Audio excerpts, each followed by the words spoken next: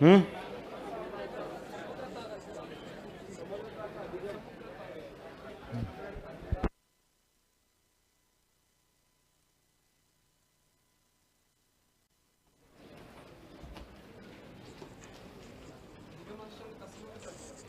समग्रता का सिद्धांत हो गया था।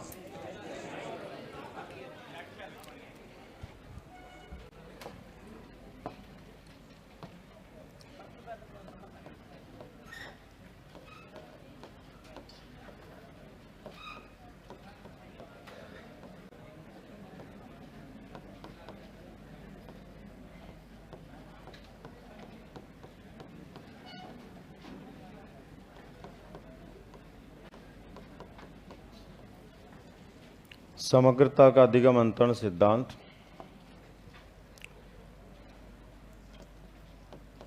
कॉलर ने इसको दिया था।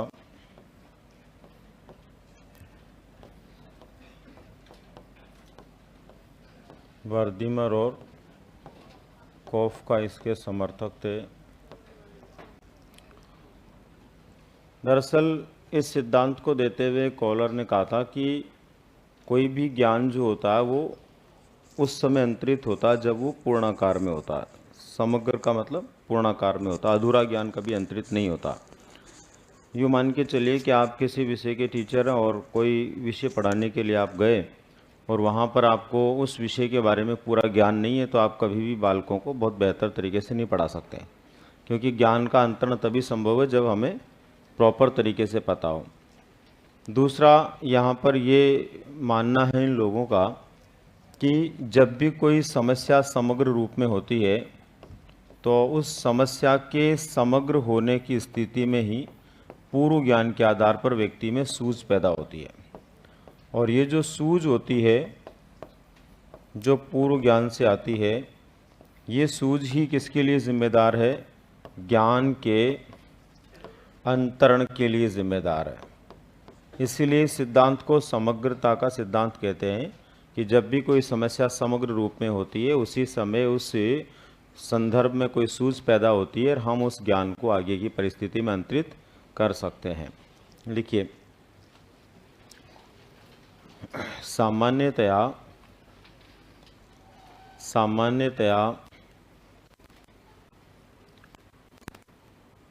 कोई भी ज्ञान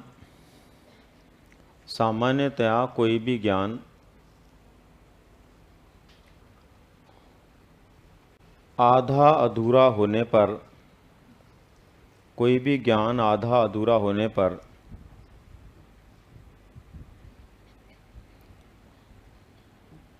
अंतरित होना संभव नहीं है। आधा अधूरा होने पर अंतरित होना संभव नहीं है।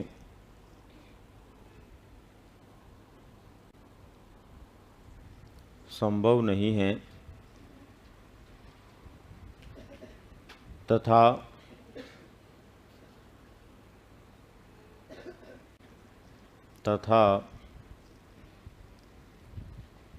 जब कोई समस्या समग्र रूप से होती है, जब कोई समस्या समग्र रूप से होती है, समग्र रूप से होती है, तब उस समस्या समग्र रूप से होती है, तब उस समस्या को समझने पर, उस समस्या को समझने पर पूर्व ज्ञान के आधार से, पूर्व ज्ञान के आधार से व्यक्ति में कोई सूझ पैदा हो जाती है। व्यक्ति में कोई सूझ पैदा हो जाती है।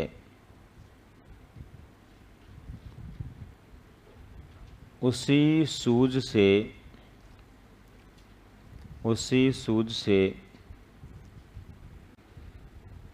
नवीन परिस्थिति में किसी व्यवहार का अंतरण होना संभव होता है। किसी व्यवहार का अंतरण होना संभव होता है।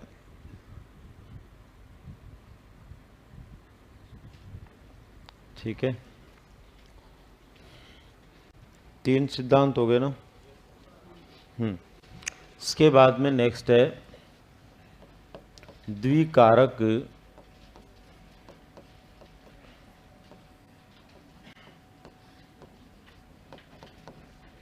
अधिगम अंतरण सिद्धांत।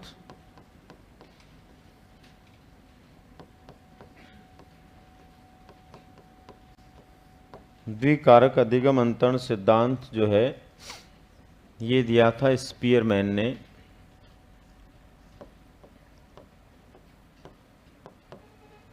और स्पीयरमैन के द्वारा दिए गए सिद्धांत में इन्होंने कहा था कि हमारी जो बुद्धि होती है इसमें 2 कारक होते हैं।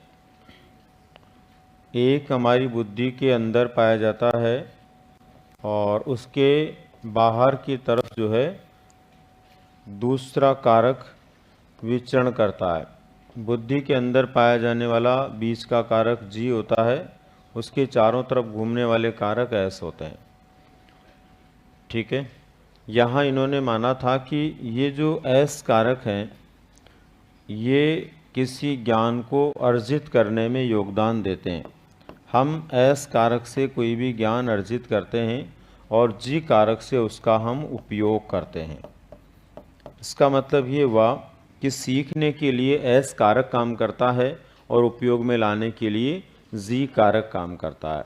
इसका मतलब ये हुआ कि अधिगम किसी व्यक्ति को जब खुद को हो रहा है तो वहाँ उसका एस कारक सक्रिय है और जब वो उसको काम में ले रहा तो जी कारक सक्रिय है। इसका मतलब एक व्यक्ति के अधिगम अंतरण में 2 कारकों का योगदान हो गया। पहली परिस्थिति में जब सीख रहा था तब एस कारक का योगदान था, दूसरी परिस्थिति में जब उपयोग में ला रहा तो जी कारक का योगदान है। इसीलिए इसको बोलते हैं द्विकारक अधिगम अंतरण सिद्धांत। यानी अधिगम अंतरण जब होता है तब 2 कारक अपना योगदान प्रदान करते हैं। मूल रूप से इन्होंने अपना बुद्धि का सिद्धांत दिया था, उसी बुद्धि सिद्धांत में इन्होंने इस विचार को भी प्रकट किया। तो यहाँ पर ये एक तरह से इनका बुद्धि का मॉडल ही है जिसमें इन्होंने कहा है कि जी केंद्र में रहने वाला कारक होता है और परिधि के ऊपर जो है एस कारक उसमें भ्रमण करते हैं। जी केवल एक कारक होता है और एस कारक असंख्य होते हैं। ये विचार इन्होंने अपने बुद्धि सिद्धांत के क्षेत्र में दिया था। लिखें इसमें आप, स्पीयरमैन ने मूलतः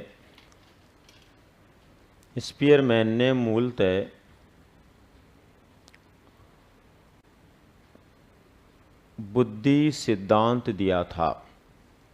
स्पीयरमैन ने मूलतः बुद्धि सिद्धांत दिया था। बुद्धि सिद्धांत दिया था जिसमें इन्होंने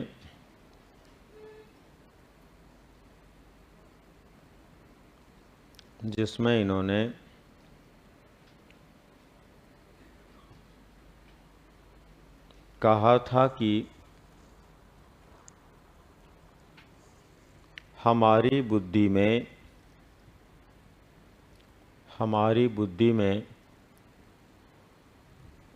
2 कारक पाए जाते हैं। हमारी बुद्धि में 2 कारक पाए जाते हैं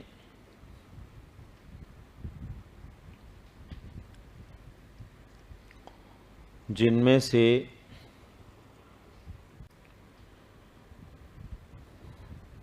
जी कारक केंद्र में होता है। जी कारक केंद्र में होता है और एस कारक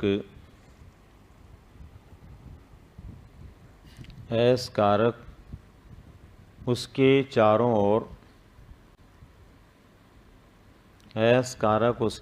ओर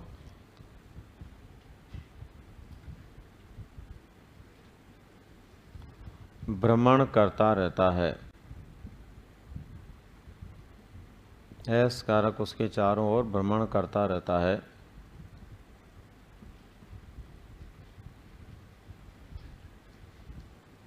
स्टेप बदल कर लिखो। जब एक व्यक्ति ज्ञान अर्जित करता है, एक व्यक्ति ज्ञान अर्जित करता है तो एक व्यक्ति ज्ञान अर्जित करता है तो उसमें एस कारक का योगदान होता है। ज्ञान अर्जित करता है तो उसमें एस कारक का योगदान होता है और प्राप्त ज्ञान का दूसरी परिस्थिति में उपयोग करता है, दूसरी परिस्थिति में उपयोग करता है तो वहाँ जी कारक का योगदान रहता है।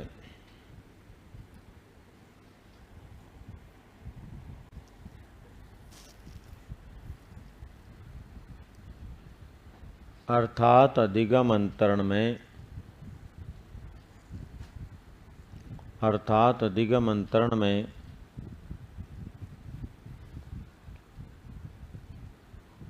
एस व जी कारक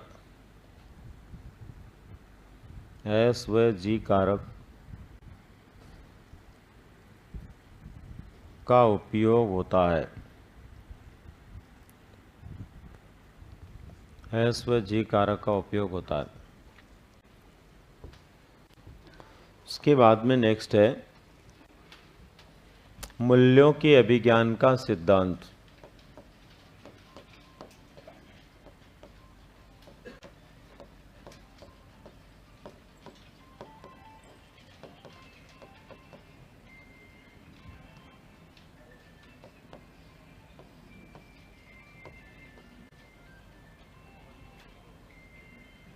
अरे किसका बज रहा है? मेरा नहीं बजता। बताओ किसका बज रहा?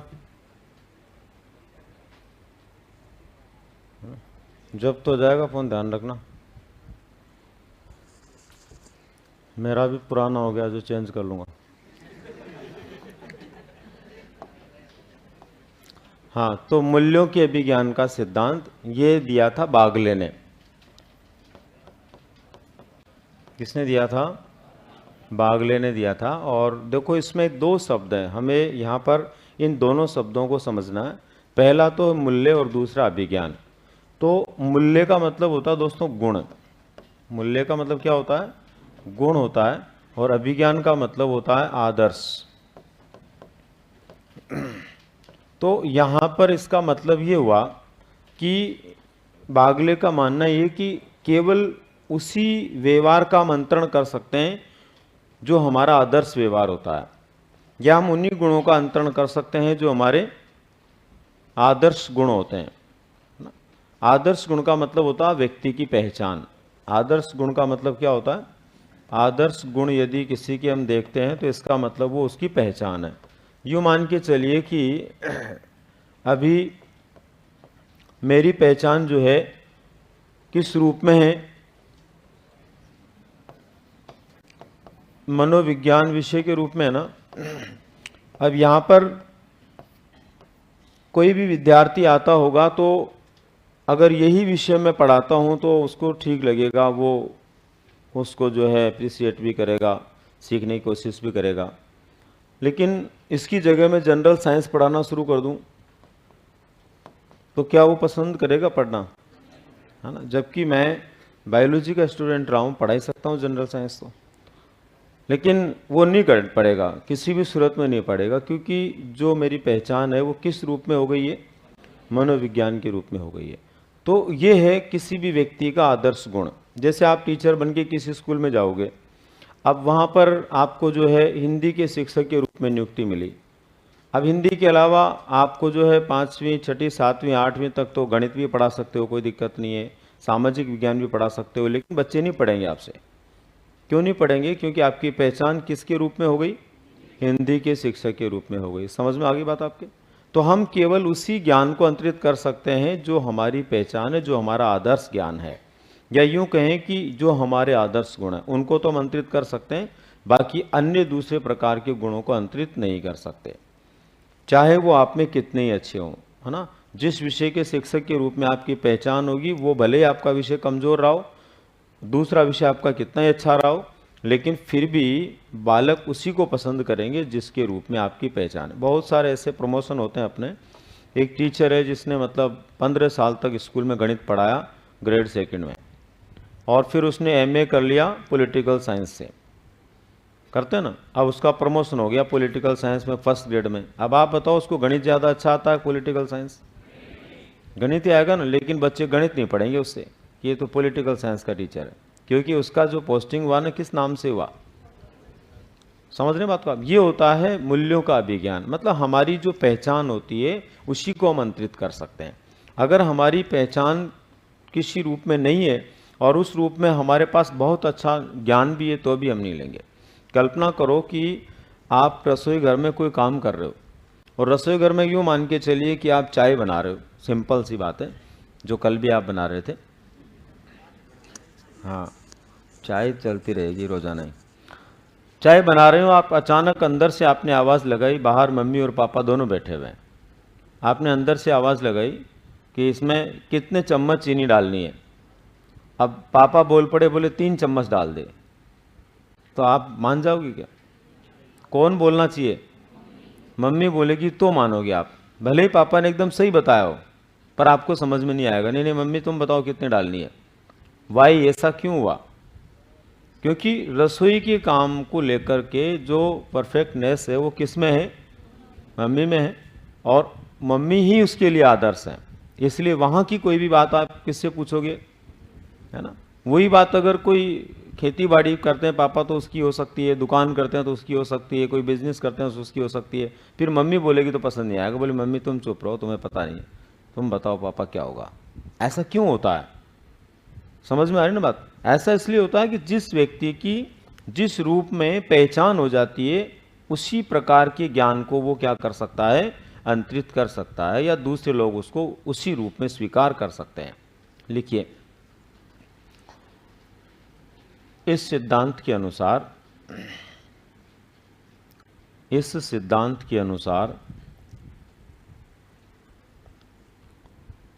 किसी भी व्यक्ति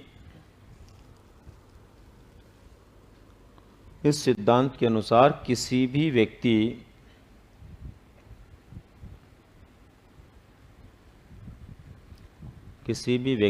की पहचान किसी भी व्यक्ति की पहचान जिस रूप में किसी भी व्यक्ति की पहचान जिस रूप में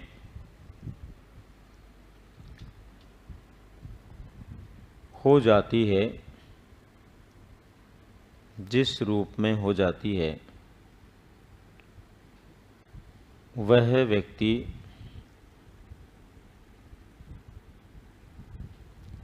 व्यक्ति उसी प्रकार के व्यवहार को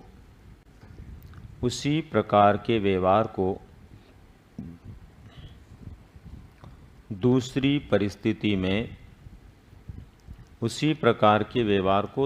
परिस्थिति में स्थानांतरित कर पाता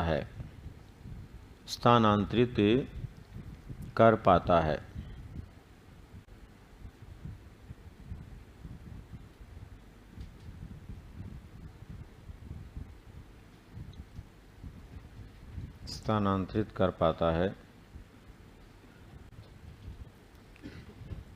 जैसे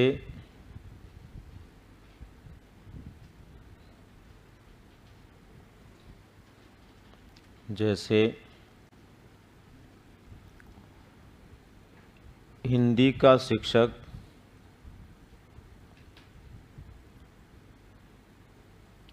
बालकों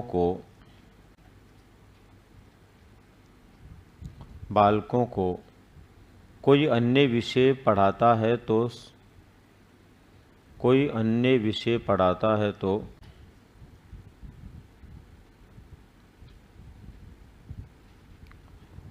बालक स्वीकार नहीं करेंगे।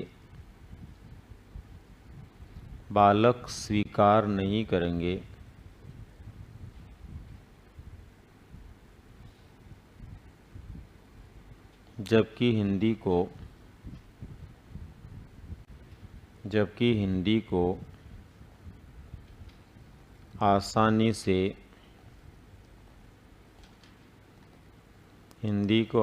से पढ़ लेंगे।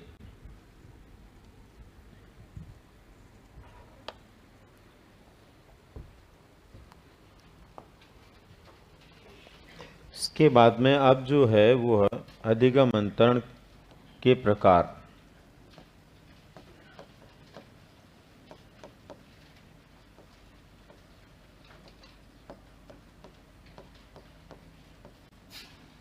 अधिगम अंतरण के प्रकार। अधिगम अंतरण कौन कौन से प्रकार का होता है?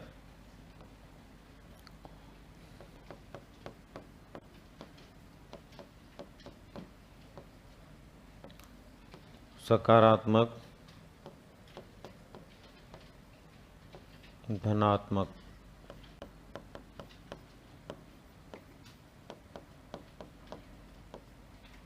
नकारात्मक,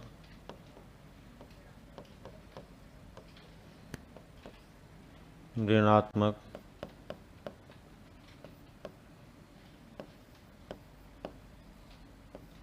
शून्य,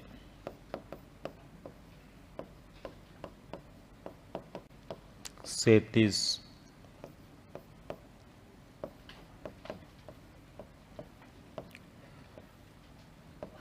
लंबवत,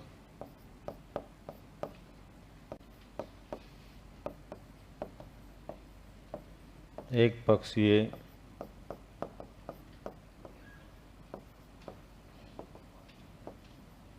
द्विपक्षीय। ये अधिगम अंतरण के 7 प्रकार हैं। इनमें से मूल रूप से तो 3 प्रकार ही होते हैं, बाकी के आगे के प्रकार जो हैं वो सब थोड़े थोड़े से अंतर के आधार पर बने हुए हैं। तो और सभी लगभग जो है सकारात्मक प्रकार के होते हैं। तो यहाँ पर ये जो अंतरण मुख्य रूप से 3, ये आपको विशेष रूप से ध्यान में रखना है। और बाकी इसके अलावा जो 4 है उनके बारे में भी सामान्य जानकारी आपको रखनी है। आगे के 4 जो अंतरण है वहाँ से अगर प्रश्न पूछा जाता है तो वो लगभग सब सकारात्मक ही होते हैं, उसमें सकारात्मक भाव ही होता है। लेकिन शुरू के जो 3 अंतरण है ये आपके लिए सबसे महत्वपूर्ण है, ठीक है, जिसको हम मूल अधिगम अंतरण भी बोल सकते हैं। अब सबसे पहले नंबर का अधिगम अंतरण है वो क्या है? सकारात्मक अधिगम अंतरण। सकारात्मक अधिगम अंतरण का मतलब होता है पहली परिस्थिति में प्राप्त ज्ञान, अभियोग्यता या कौशल यदि दूसरी परिस्थिति में ज्ञान प्राप्ति के समय मदद करता है, सहयोग करता है, तो इस प्रकार के अधिगम अंतरण को क्या कहते हैं? सकारात्मक अधिगम अंतरण कहते हैं। पहली परिस्थिति का ज्ञान दूसरी परिस्थिति में ज्ञान प्राप्ति में सहयोग करे, इसका मतलब कौन सा अंतरण है? सकारात्मक अधिगम अंतरण है। और अगर पहली परिस्थिति का ज्ञान दूसरी परिस्थिति में सहयोग करता है तो उसके पीछे कुछ परिस्थितियां होती है जिनकी वजह से करता है।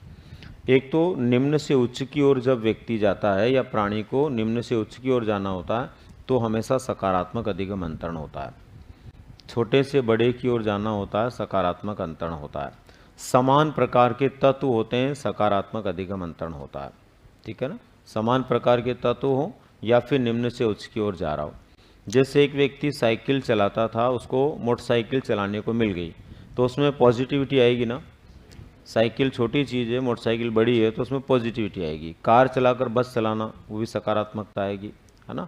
इसी प्रकार से समान तत्व हों। जैसे हिंदी पढ़ने के बाद संस्कृत पढ़ना, हिंदी की वर्णमाला और संस्कृत की वर्णमाला के तत्व लगभग समान होते हैं, तो वहाँ पर भी क्या होगा, सकारात्मक अधिगम अंतरण होगा।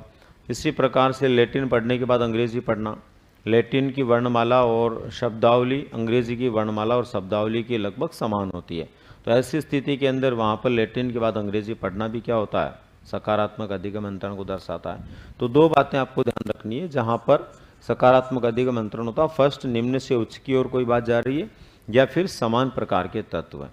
परीक्षा के अंदर कोई आपको ये नहीं पूछता कि अधिगम अंतरण का मतलब क्या है क्या नहीं है, वहाँ सीधे एग्जाम्पल आते हैं और एग्जाम्पल के आधार पर पूछता है कि यहाँ पर कौन सा अधिगम अंतरण हो रहा है।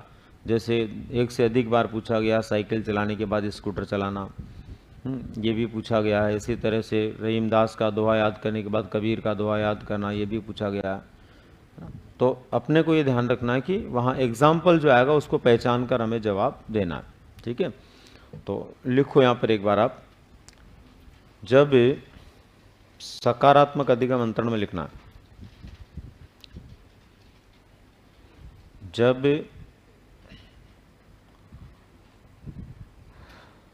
पहली परिस्थिति में प्राप्त ज्ञान, जब पहली परिस्थिति में प्राप्त ज्ञान या व्यवहार, जब पहली परिस्थिति में प्राप्त ज्ञान या व्यवहार दूसरी परिस्थिति में, दूसरी परिस्थिति में, दूसरी परिस्थिति में ज्ञान प्राप्ति के समय, दूसरी परिस्थिति में ज्ञान प्राप्ति के समय सहयोग करता है, सहयोग करता है, तो यह सकारात्मक अधिगम अंतरण कहलाता है। सकारात्मक अधिगम अंतरण कहलाता है।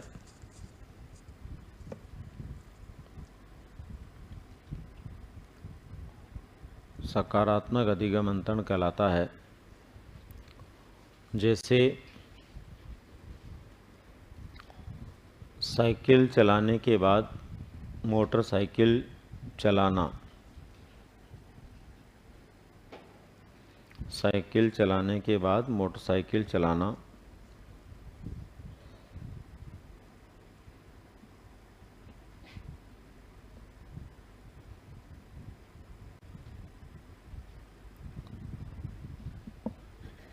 इसके बाद दूसरे नंबर पर लिखो आप नकारात्मक या ऋणात्मक अधिगम अंतरण। नकारात्मक या ऋणात्मक अधिगम अंतरण क्या होता है, किसे नकारात्मक या ऋणात्मक अधिगम अंतरण कहते हैं? जब अधिगम का अंतरण जो होता है, अधिगम का अंतरण जो होता है, उस समय पहली परिस्थिति का ज्ञान दूसरी परिस्थिति में बाधा उत्पन्न करे। पहली परिस्थिति में जो भी ज्ञान व्यक्ति ने प्राप्त किया वो दूसरी परिस्थिति में ज्ञान प्राप्ति के समय रुकावट पैदा करता, बाधा पैदा करता, तो वो क्या होता है? नकारात्मक अधिगम अंतरण होता है। और जो नकारात्मक अधिगम अंतरण होता है वो उन परिस्थितियों में होता है जब या तो अचानक परिस्थिति बदल दी जाए, अचानक परिस्थिति बदल दी जाए, या उच्च से निम्न की ओर लाया जाए, तो नकारात्मक होता है। उच्च से निम्न की ओर लाया जाए का मतलब जैसे एक व्यक्ति नियमित रूप से अपने ऑफिस मोटरसाइकिल से जाता है, आज उसको अचानक कहा गया कि साइकिल से जाना पड़ेगा, मोटरसाइकिल से नहीं। तो जो आदमी मोटरसाइकिल से रोजाना जाता था वो साइकिल से जाएगा तो तकलीफ होगी या नहीं होगी? निश्चित रूप से बाधा उत्पन्न होगी उसमें। दूसरे नंबर पर अचानक से परिस्थिति को बदल देना। अब अचानक से बहुत सारी परिस्थितियां बदली जाती है। यूँ मान के चलिए आप 6 महीने से एक प्रकार का जूता पहन रहे हैं और अचानक आपने नया जूता लिया, एक दिन के लिए वो आपको थोड़ा क्या देता है? तकलीफ देता है, एडजस्ट नहीं होता है। तो अचानक परिस्थिति बदलती है तब भी बाधा उत्पन्न होती है। कंप्यूटर पर काम करने वाला ऑपरेटर है, उस जिस कीबोर्ड पे काम करता है उसका हाथ उस पर सेट हो जाता है, अचानक उसको बदल दिया जाए तो कुछ समय के लिए उसको दिक्कत होती है। तो जब परिस्थिति अचानक बदल जाए तब भी नेगेटिव होगा, और जब उच्च से निम्न की ओर आता तब भी क्या होगा, नेगेटिव होगा। लिखिए, दूसरी परिस्थिति में ज्ञान प्राप्ति के समय, दूसरी परिस्थिति में ज्ञान प्राप्ति के समय, दूसरी परिस्थिति में ज्ञान प्राप्ति के समय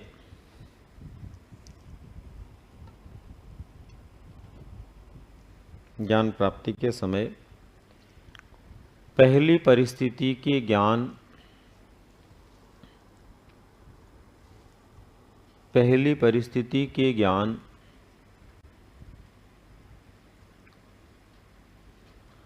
के कारण, पहली परिस्थिति के ज्ञान के कारण बाधा उत्पन्न हो, ज्ञान के कारण बाधा उत्पन्न हो,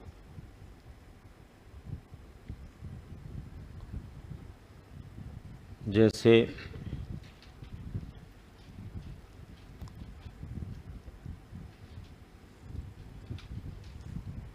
एक कंप्यूटर ऑपरेटर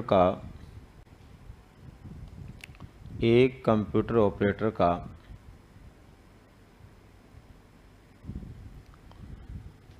नियमित रूप से उपयोग में लाया जाने वाला कीबोर्ड, नियमित रूप से उपयोग में लाया जाने वाला कीबोर्ड अचानक बदल देने पर,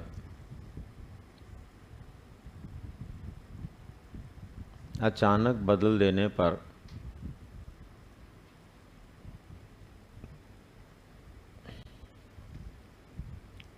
होने वाली बाधा,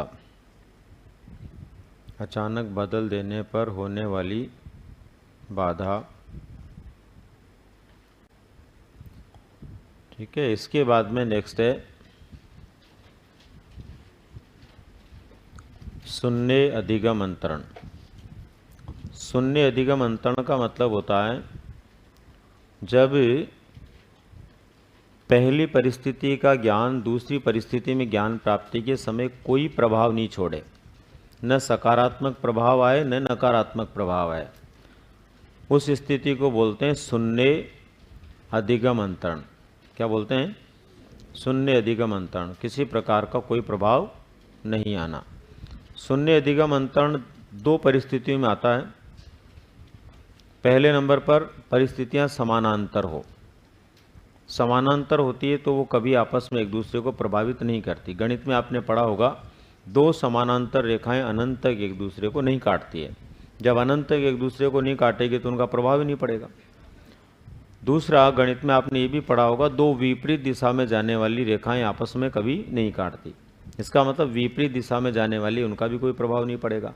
तो यहाँ पर भी वही बात है, दो या तो विपरीत परिस्थितियाँ हो या फिर समानांतर हो, तो वहाँ अधिगम अंतरण क्या होता है? शून्य होता है।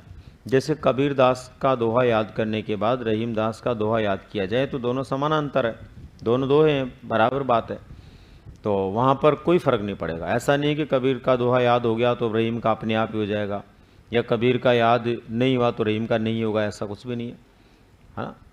दोनों अलग अलग सेपरेट हैं और दोनों को अलग अलग ही याद करना पड़ेगा, तभी जाके वो व्यवहार में आएंगे। इसके बाद में एक क्रिकेट का खिलाड़ी होता है, वो जब खेलता है तो जनरली दो काम उसको अनिवार्य रूप से करने पड़ते हैं, एक बॉलिंग का और एक बैटिंग का। बॉलिंग करता जब उसका हाथ ऊपर की तरफ से जाता और बैटिंग करता तब नीचे की तरफ से जाता है, दिशा अलग अलग है ना। यही वजह है कि बैटिंग का ज्ञान जो होता है वो बॉलिंग पर प्रभाव नहीं छोड़ता और बॉलिंग का ज्ञान बैटिंग पर प्रभाव नहीं छोड़ता।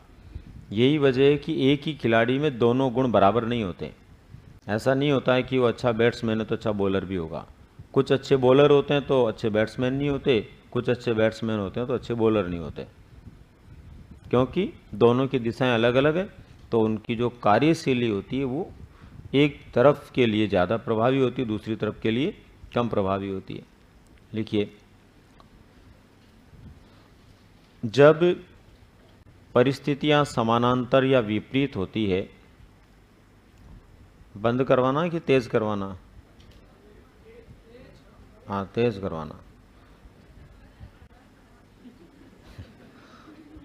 करेगा भी, करेगा भी।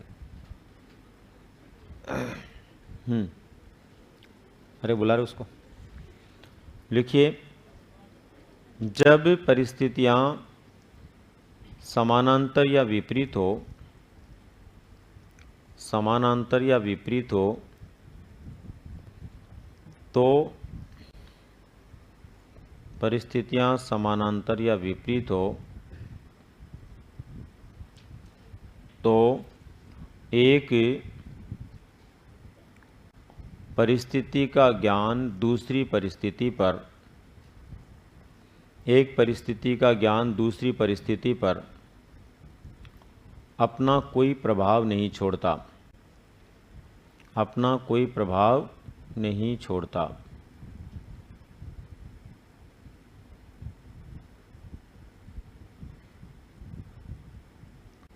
अपना कोई प्रभाव नहीं छोड़ता।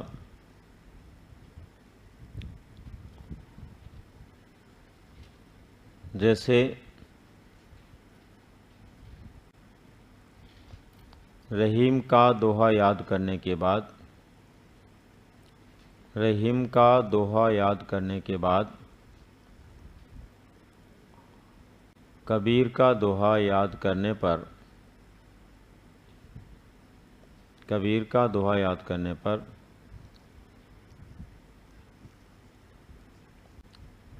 कोई प्रभाव नहीं आता, कोई प्रभाव नहीं आता।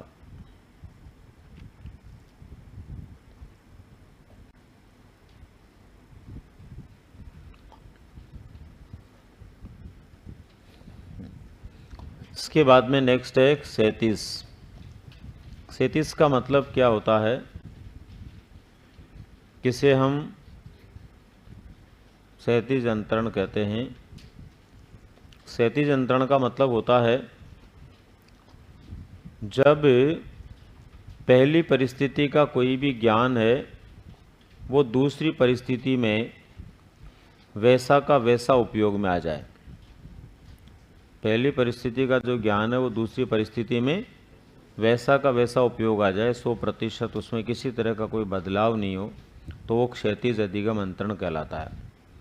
जैसे गणित का ज्ञान भौतिक विज्ञान में एज इट इज़ काम में आता है, जो गणित के सूत्र हैं वो भौतिक विज्ञान में भी काम आएंगे, है ना, सारे के सारे वैसे के वैसे। इसी तरह से भूगोल का ज्ञान अर्थशास्त्र में काम आता है। भूगोल के आंकड़े हैं, भूगोल की जानकारियाँ, वो सारी किस में काम आ जाती है? अर्थशास्त्र में। तो वैसा का वैसा ज्ञान या व्यवहार जब किसी दूसरी परिस्थिति में उपयोग में आता है तो वो अपने आप में अधिगम का कौन सा अंतरण होता है? क्षैतिज अंतरण होता है। लिखिए, ये वैसे तो अपने आप में धनात्मक अंतरण ही है ना। लिखिए, जब पहली परिस्थिति का व्यवहार या ज्ञान, जब पहली परिस्थिति का व्यवहार या ज्ञान दूसरी परिस्थिति में, दूसरी परिस्थिति में, दूसरी परिस्थिति में वैसा का वैसा उपयोग में आ जाता है, दूसरी परिस्थिति में वैसा का वैसा उपयोग में आ जाता है, उपयोग में आ जाता है।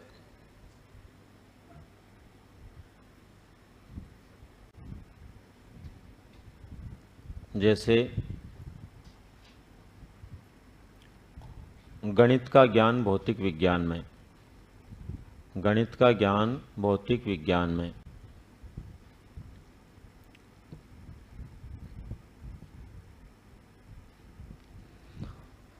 इसके बाद में लंबवत अधिगम अंतरण।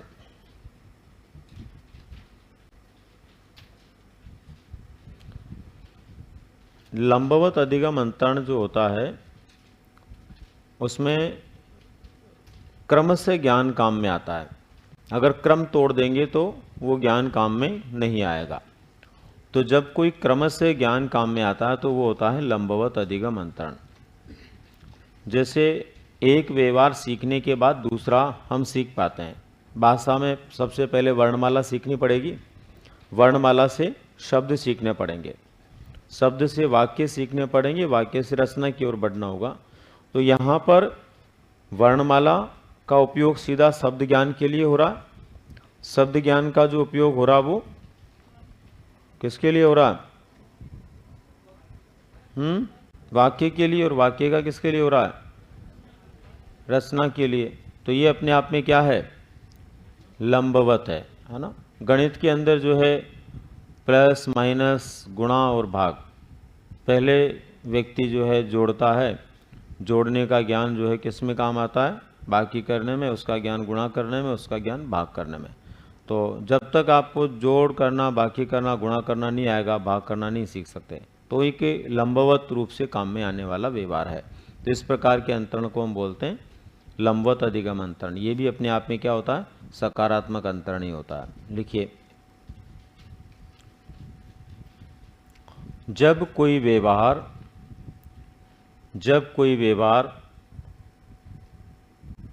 आगे की परिस्थितियों में, जब कोई व्यवहार आगे की परिस्थितियों में क्रमशः, जब कोई व्यवहार आगे की परिस्थितियों में क्रमशः उपयोगी और अनिवार्य होता है, उपयोगी और अनिवार्य होता है,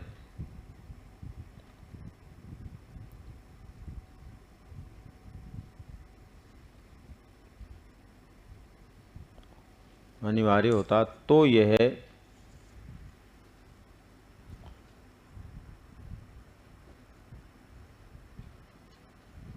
लंबवत अंतरण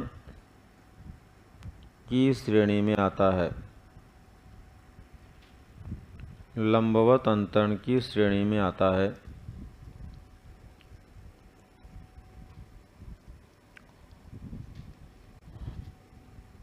जैसे गणित का ज्ञान प्राप्त करते समय क्रमशः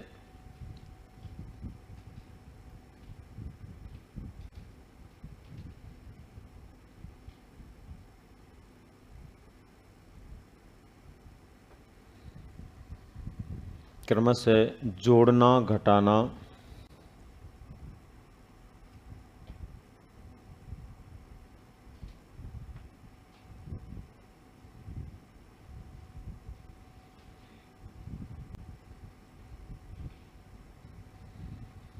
जोड़ना, घटाना, गुणा करना,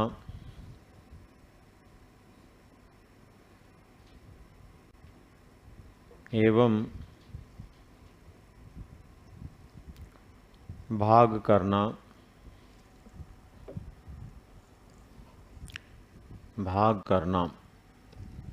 आदि। तो यहाँ पर ये क्रमशः आगे से आगे अपना योगदान देगा। इसको हम लंबवत अंतरण के रूप में जानते हैं। इसके बाद नेक्स्ट है एक पक्षीय अधिगम अंतरण। एक पक्षीय अधिगम अंतरण, देखो यहाँ पर ये एक पक्षीय, द्विपक्षीय क्या है? हमारा शरीर दो पक्षों में विभाजित है। हमारा शरीर जो है वो दो पक्षों में विभाजित है, दो पक्षों में इसको मानते हैं। और ये दो पक्ष कौन कौन से हैं? शुक्ल पक्ष और कृष्ण पक्ष है। कौन बता रहा है? अरे किसने बोला शुक्ल पक्ष कृष्ण पक्ष? दायां पक्ष और बायां पक्ष, लेफ्ट और राइट, है ना। शुक्ल पक्ष कृष्ण पक्ष नहीं है भैया ना। तोप की तरह बोलते हैं, बस छूटते ही रहते हैं। चलिए, तो यहाँ दो पक्ष और एक पक्ष का मतलब ये है कि जैसे हमारा कोई भी एक पक्ष है, उसमें किसी प्रकार का कोई भी व्यवहार सीखा जाता है या होता है, वो दूसरे पक्ष पर अपना कोई प्रभाव नहीं छोड़े, वो तो होता है एक पक्षीय, यानी उस पक्ष का व्यवहार उसी पक्ष में रहे। दूसरा होता है द्विपक्षीय, उसमें होता है एक पक्ष का कोई भी प्रशिक्षण है वो दूसरे में भी अंतरित हो जाए। एक पक्ष से हमने कुछ काम करना सीखा, वो सेम दूसरे पक्ष में वैसा का वैसा काम आ जाए, तो वो द्विपक्षीय होता है। ठीक है। जैसे एक हाथ की मान लीजिए चोट लग गई तो उसका दर्द दूसरे हाथ में कभी नहीं होगा, वो उसी में होना है। लेकिन प्रशिक्षण में क्या होता है, जैसे एक हाथ से हमने कोई प्रशिक्षण लिया तो दूसरे में भी चला जाता है। उदाहरण के तौर पर हम में से ज़्यादातर लोग जो हैं, एक मेरा आंकड़ा है जो 4% लोग जो होते हैं वो लेफ्टी होते हैं और 96% लोग जो होते हैं वो, हाँ, तो यहाँ पर 4% लोग वो बैठे हुए हैं जो लेफ्ट हैंड से लिखते होंगे, खाना खाते होंगे। 4% लोग खड़े करो हाथ, कौन कौन है? हाँ, आप जोड़ लेना पूरा, ये आंकड़ा मेरा गड़बड़ कभी नहीं हो सकता, 4% ही होता है ना। एकदम परफेक्ट है, बरसों से इसको गणित को करते करते मैं इस नतीजे पे पहुंचा हूँ। तो ये 4% लोग जो होते हैं ना, इनको आप छोड़ दें थोड़ी देर के लिए, बाकी 96% लोग जो हैं वो दाएं हाथ से भोजन करते हैं, दाएं हाथ से लिखते हैं। ठीक है, अब दाएं हाथ से भोजन करते हैं, लिखते हैं। कभी कभी क्या होता है कि दायां हाथ हमारा कहीं व्यस्त होता है, मान लीजिए किसी का विवाह हो रहा है और मेहंदी लगा दी दाएं हाथ के, है ना, अब उसको भोजन करना तो बाएं से भी कर लेता है, करता ना। दायां हाथ का काम वो कभी कभी इमरजेंसी में बाएं से भी कर लेता है। इसका मतलब प्रशिक्षण तो उसने दाएं से ही लिया, लेकिन वो किधर ट्रांसफर हो गया, बाएं में भी हो गया, है ना। जनरली हम दाएं हाथ से लिखते हैं, पर कभी इमरजेंसी में बाएं हाथ से भी सिग्नेचर कर दिए या कुछ लिख दिया, कई बार होता है ना। कार चला रहा कोई भी व्यक्ति तो दायां हाथ ही उसका ज़्यादा काम करता तो वही ज़्यादा मजबूती से होता, लेकिन बहुत सारे लोग होते हैं दाएं हाथ को जो छोड़ देते हैं और बाएं हाथ से गाड़ी चलाते रहते हैं। तो यहाँ पर क्या होता है, एक हाथ का प्रशिक्षण किस में चला गया, दूसरे में चला गया, एक पक्ष का प्रशिक्षण दूसरे में चला गया, तो वो अपने आप में क्या होता है, द्विपक्षीय अधिगम अंतरण होता है। तो यहाँ हमें ध्यान रखना है कि जिस पक्ष का व्यवहार है उसी पक्ष पर प्रभाव छोड़े, दूसरे पर नहीं छोड़े, तो एक पक्षीय अधिगम अंतरण है। एक का दूसरे पर चला जाए तो द्विपक्षीय अंतरण है। ठीक है, तो लिखो इसमें एक पक्षीय अधिगम अंतरण में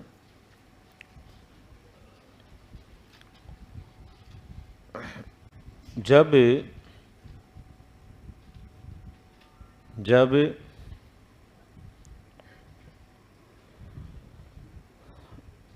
शरीर के एक पक्ष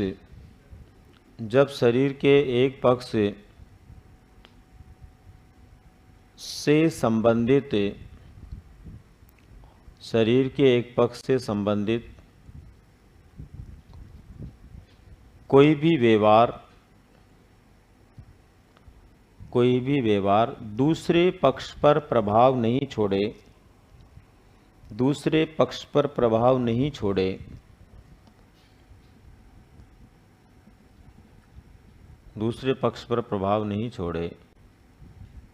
तो वह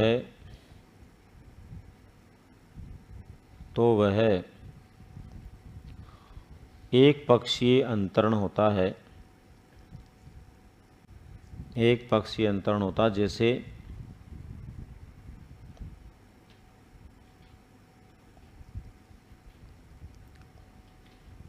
बाएं हाथ पर चोट लगने के बाद उसका प्रभाव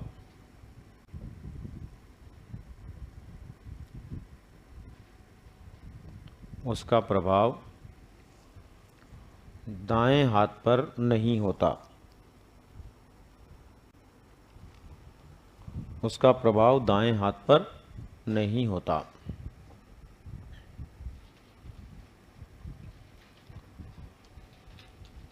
ठीक है। नेक्स्ट लिखो द्विपक्षीय अधिगम अंतरण।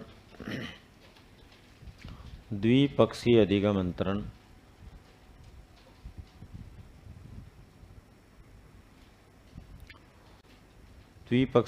अंतरण में लिखो आप,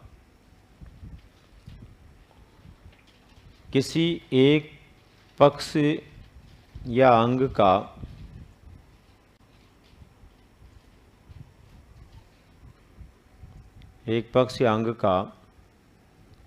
प्रशिक्षण दूसरे पक्ष या अंग में स्थानांतरित हो जाता है।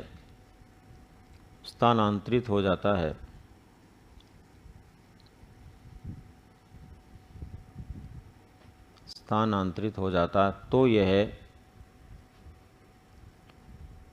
तो यह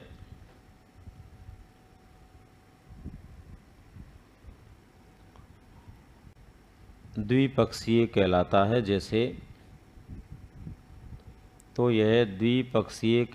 है।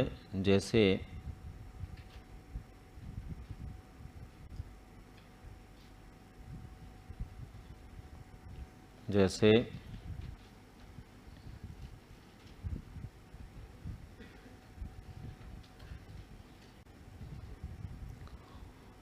दाएं हाथ से लिखने वाला व्यक्ति कभी कभी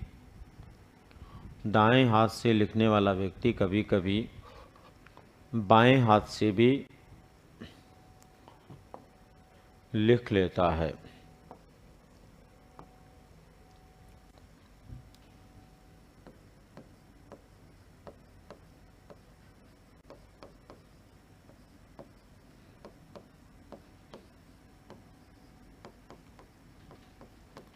नेक्स्ट है अभिगम को प्रभावित करने वाले कारक।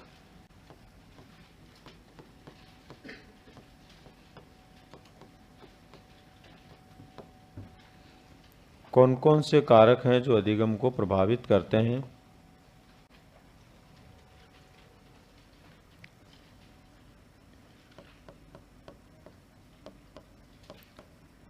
वातावरण, परिवार का, समाज का, स्कूल का वातावरण। दूसरा, पूर्व ज्ञान,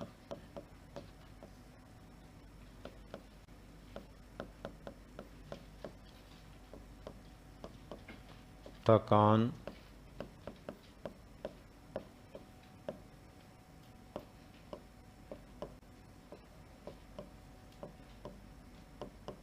सीखने की इच्छा,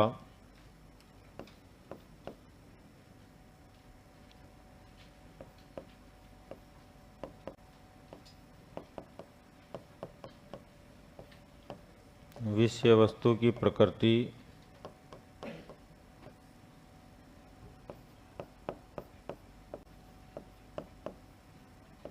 आयु,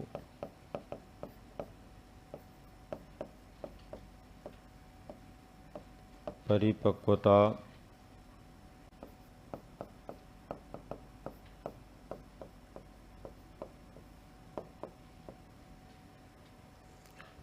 लिंग,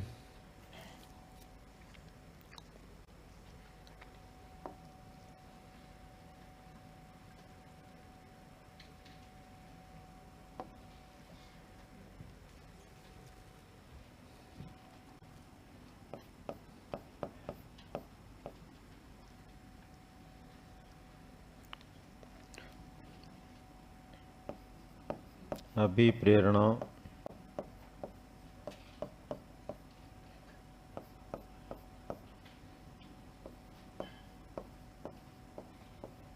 बुद्धि लब्धि,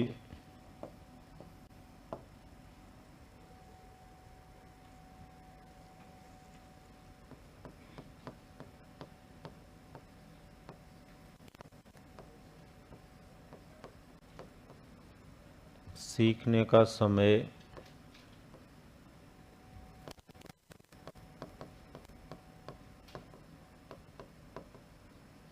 स्वास्थ्य,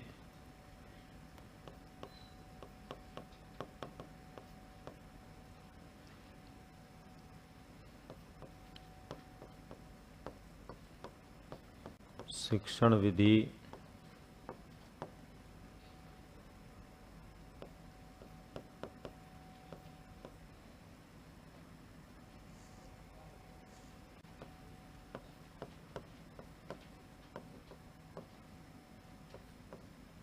मित्र मंडली,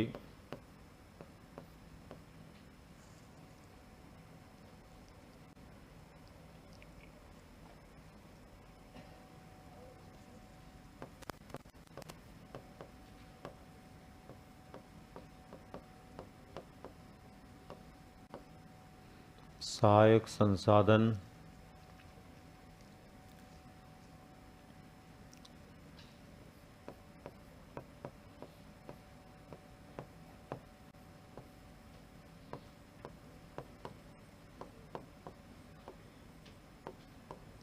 सीखने का उद्देश्य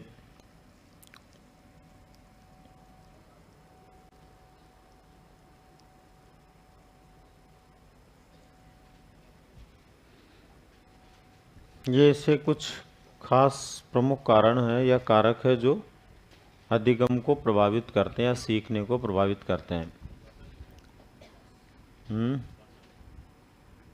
वर्षा, भाषा, भाषा नहीं लिखना तो, या वंशक्रम बोल रहे हो? वंशक्रम भी नहीं करता प्रभावित अधिगम को ना। तो यहाँ पर सबसे पहले वातावरण। वातावरण का मतलब है कि एक बालक के जहाँ निवास करता है या तो उसका वो वातावरण होगा, या जहाँ वो पढ़ने जाता है वहाँ का है, या जिस समाज के बीच में वो रहता है वहाँ का है।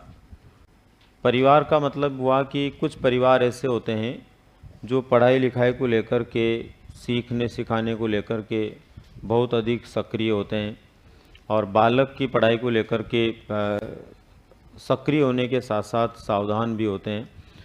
क्या पढ़ रहा, क्या नहीं पढ़ रहा, कितना सीख रहा, कितना नहीं सीख रहा, उसको बीच बीच में वाच करते हैं, देखते हैं।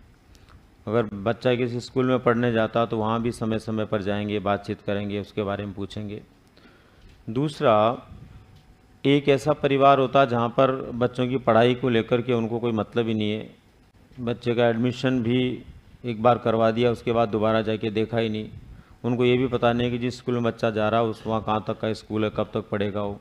बच्चा ही पूरी पढ़ाई करके बोलता है कि मैं बस स्कूल को पास आउट कर चुका हूँ, तो घर वालों को समझ में आती है कि आगे कुछ इधर उधर भेजें। कई ऐसे परिवार होते हैं जहाँ पर ये भी पता नहीं होता उनको घर आने के बाद भी पढ़ाई होती है। बच्चा मान लीजिए स्कूल से आकर के पढ़ रहा, कुछ सीख रहा, और उसी समय घर वालों ने कोई काम बताया, है ना। गांव में तो आपको पता काम होते ही होते हैं ना बहुत सारे, कभी बाड़े में जाना तो कभी खेत में जाना, जानते हो बाड़ा बड़ा सब। तो फिर वहाँ पर घर वालों ने उसको काम बताया और बच्चा बोलता मैं पढ़ रहा हूँ, तो उधर से आवाज़ आती है, बोले फिर स्कूल क्या लेने जाता है। अब जिस परिवार में ये माहौल हो जहाँ पर उनको ये भी पता नहीं हो कि घर आने के बाद भी पढ़ाई होती है, तो निश्चित रूप से उसका अधिगम क्या होगा, प्रभावित होगा। सीधे बैठना भी, कैसे बैठे हो सब? मास्टर बनोगे तुम, चपरासी तो बनोगे नहीं।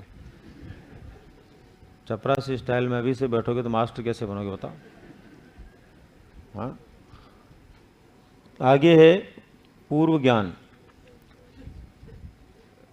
जैसे परिवार का, स्कूल का और समाज का माहौल या वातावरण बालक को प्रभावित करता है, वैसे पूर्व ज्ञान भी प्रभावित करता है। पूर्व ज्ञान का मतलब है पहले से हमें कितना पता है। कई बार क्या होता है, हमें पहले बहुत कुछ पता होता है तो आगे सीखने में आसानी होती है। कई बार पहले कुछ भी पता नहीं होता तो आगे सीखने में हमें थोड़ी तकलीफ होती है। अभी अभी हमने अधिगम का अंतरण पढ़ा है। अधिगम अंतरण में यही स्पष्ट किया गया है कि पूर्व ज्ञान नवीन परिस्थितियों में ज्ञान प्राप्ति के समय या तो मदद करता है या फिर बाधा उत्पन्न करता है, तो उसका प्रभाव निश्चित रूप से पड़ता है पूर्व ज्ञान का। पूर्व ज्ञान ही आगे की परिस्थितियों में सीखने को विशेष रूप से सकारात्मक या नकारात्मक बनाता है। इसके बाद में है थकान। पढ़ते पढ़ते व्यक्ति जब थक जाता है तो सीखने की एक चरम सीमा आकर के वो सीखना बंद कर देता। अधिगम की अवस्थाएं हमने पढ़ी थी, याद होगा। तो वो इस बात को दर्शाता है कि पढ़ते पढ़ते, सीखते सीखते थकान होना स्वाभाविक है, और ये भी निश्चित रूप से अधिगम को प्रभावित करने वाला कारक है।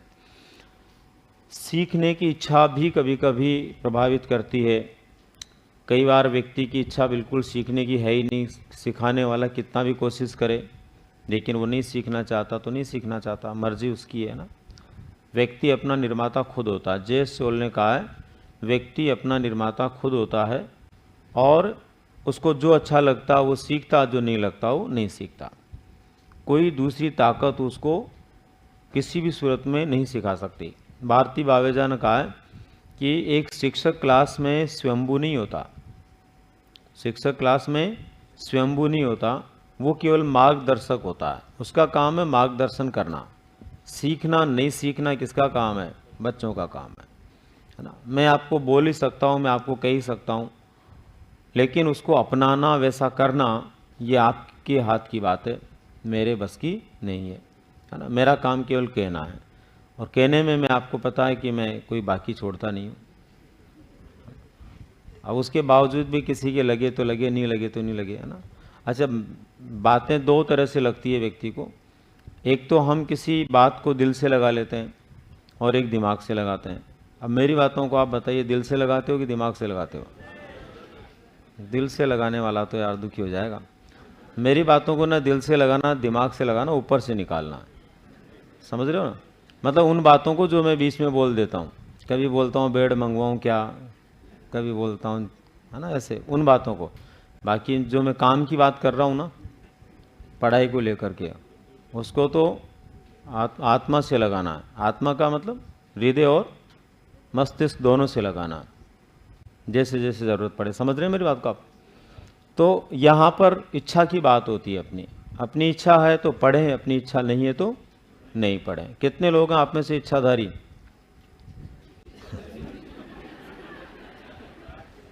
नीचे करो आप, बावड़े हो तुम, तुम्हें दुनिया की कोई नॉलेज है ही नहीं। इच्छाधारी केवल नाग होता है, इंसान कभी इच्छाधारी होता ही नहीं है। बताओ, मैंने तो आपको बोला ही नहीं, है ना। तो इच्छाधारी कभी नहीं होना ना, इच्छाधारी एक ही होता है, तो वो तुम हो नहीं, तुम तो इंसान हो। हाँ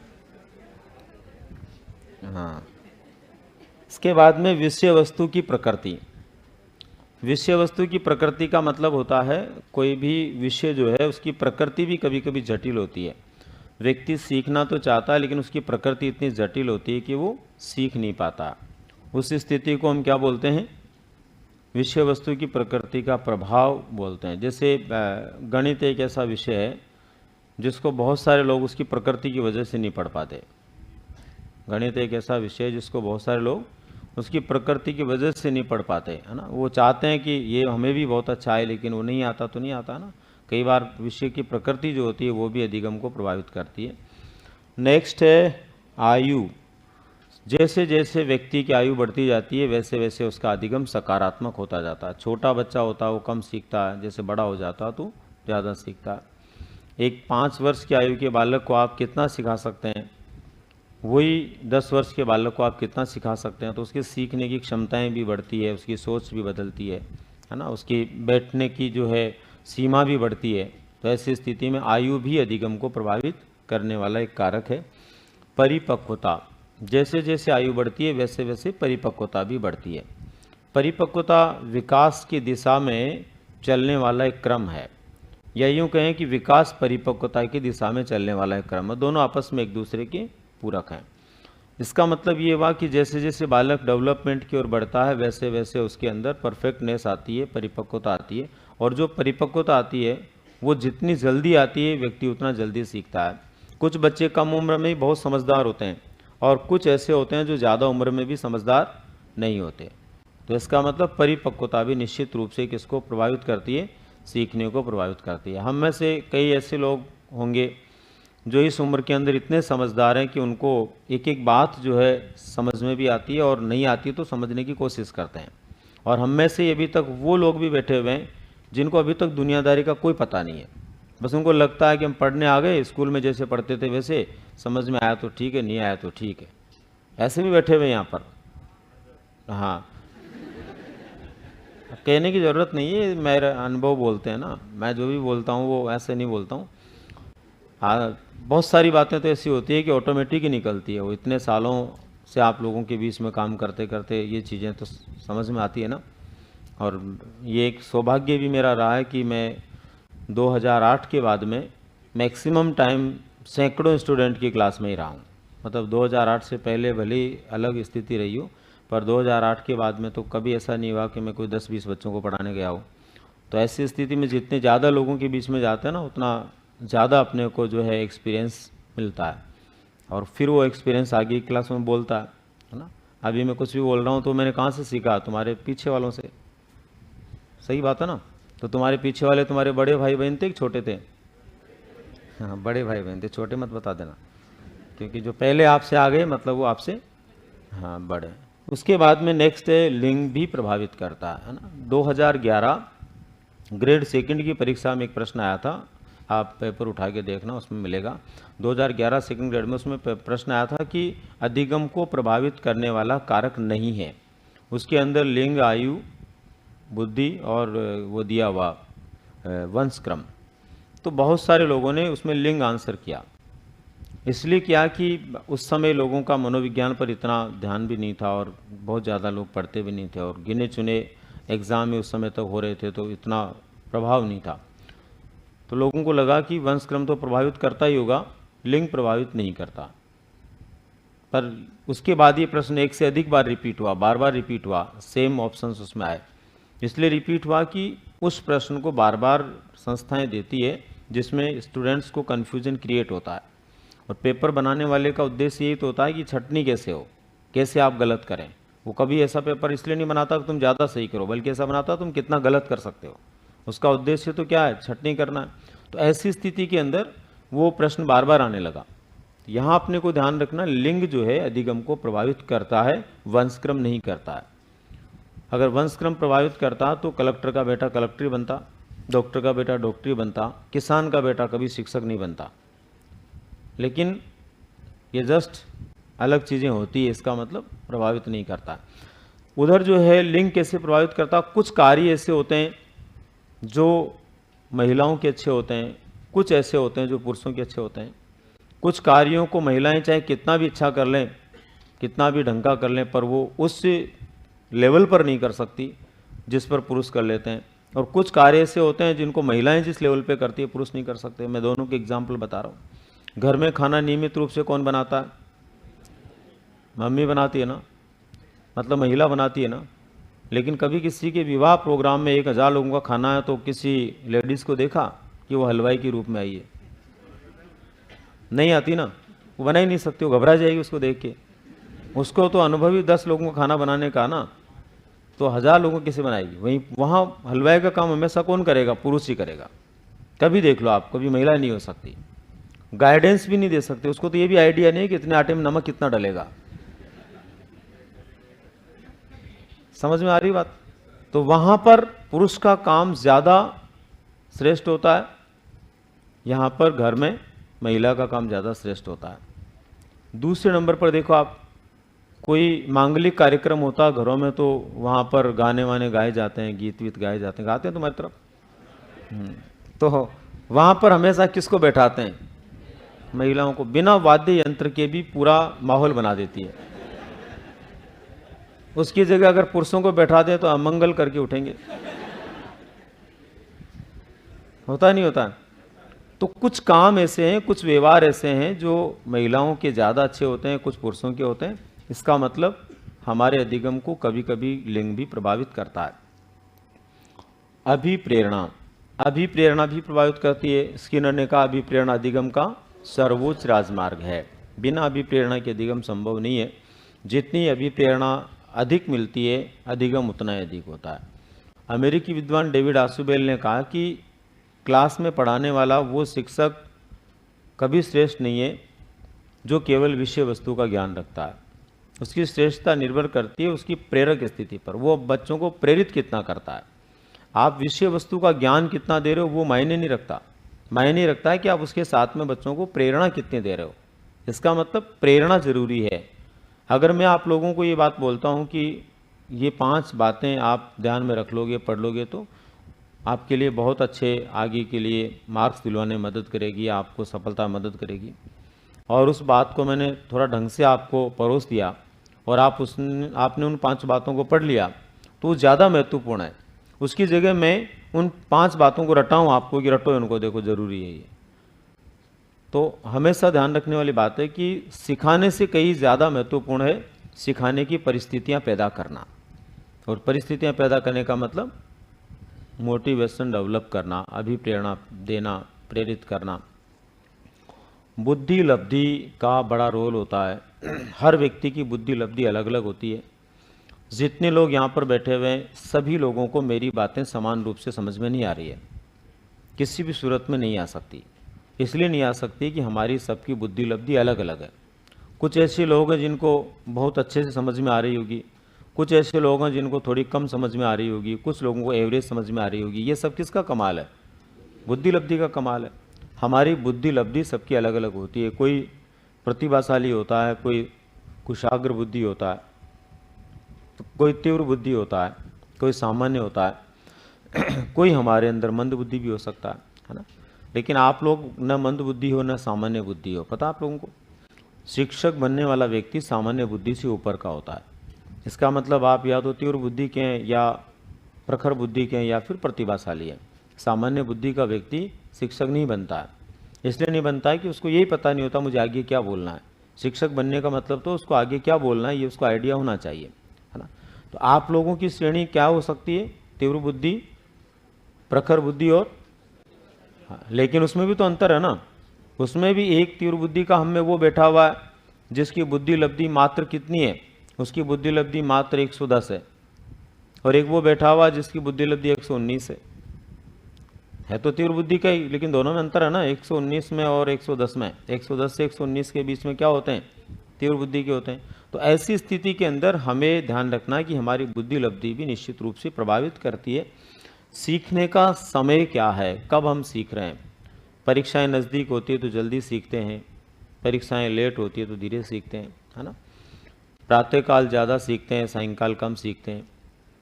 तो दोनों में अंतर होता है। सीखने का जो समय है उसमें सीखने की परिस्थितियाँ उस समय को भी, और नियमित रूप से सीखने का हमारा दैनिक समय वो भी, दोनों हमारे अधिगम को प्रभावित करते हैं।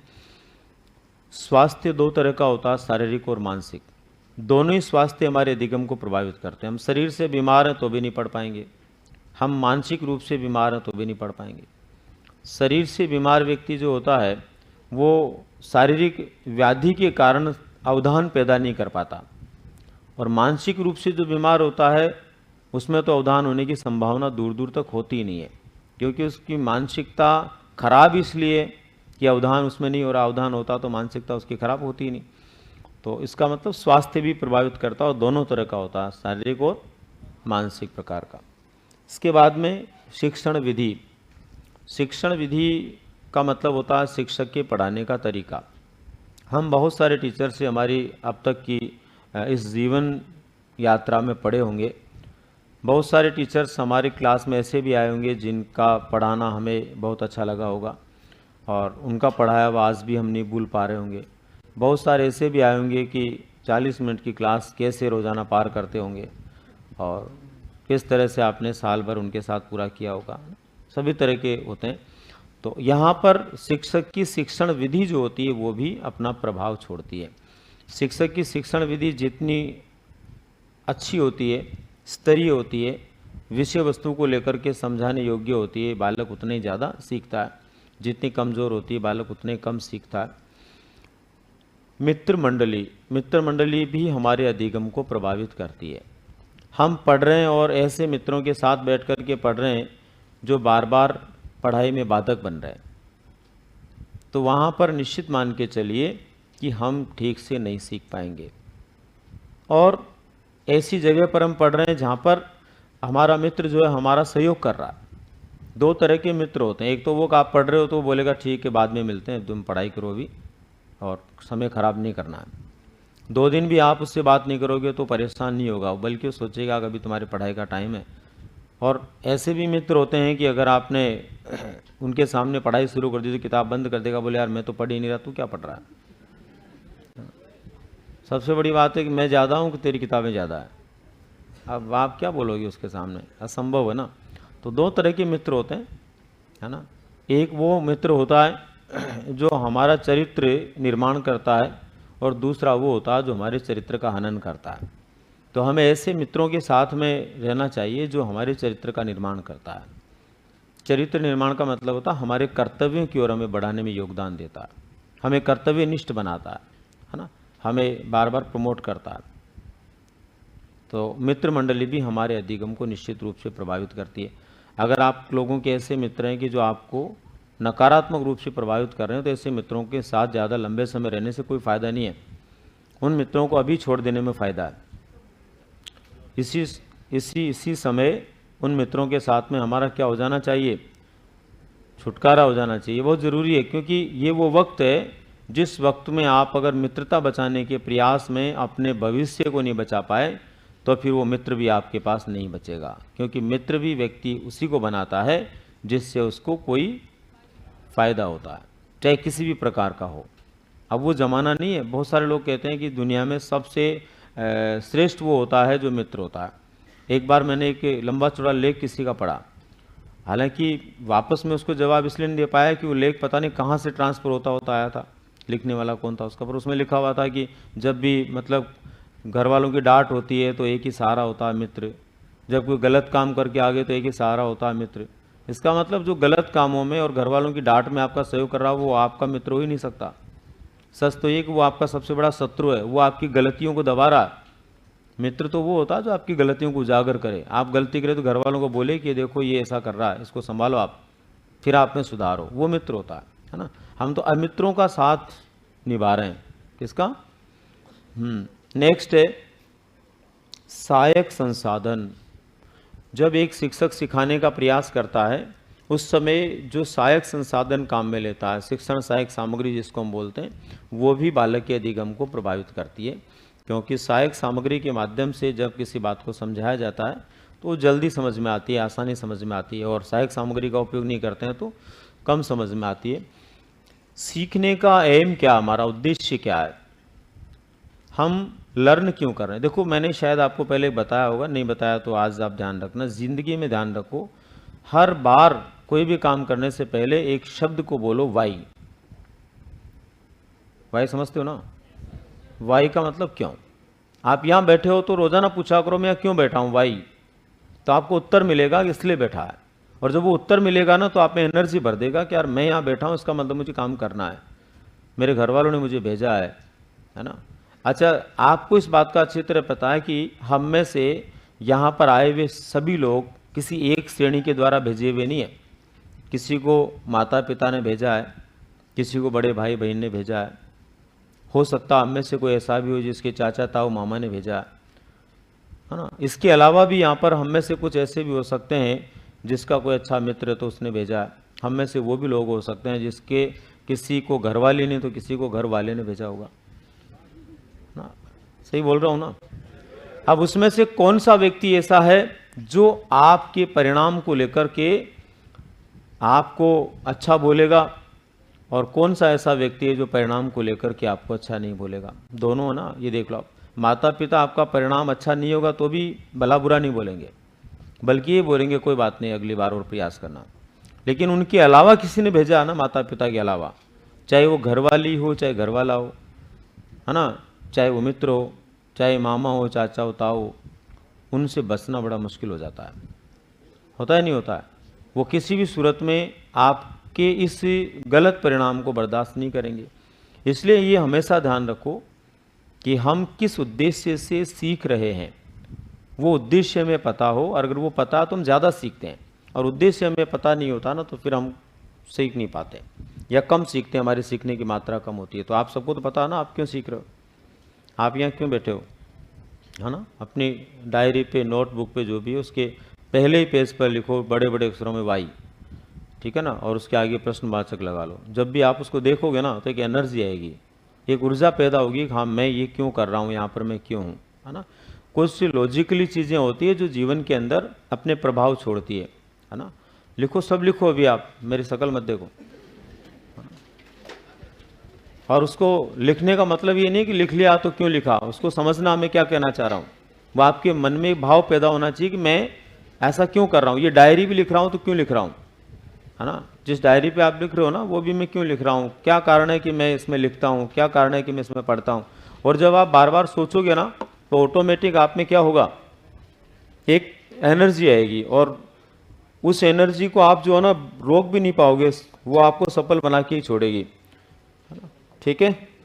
नेक्स्ट देखिए, अब दोस्तों हम क्या क्या जान चुके हैं। मैंने आपको कुछ टॉपिक के नाम लिखवाए होंगे क्रम से, तो अधिगम वाले के बाद आगे क्या लिखवाया था एक बार बताइए।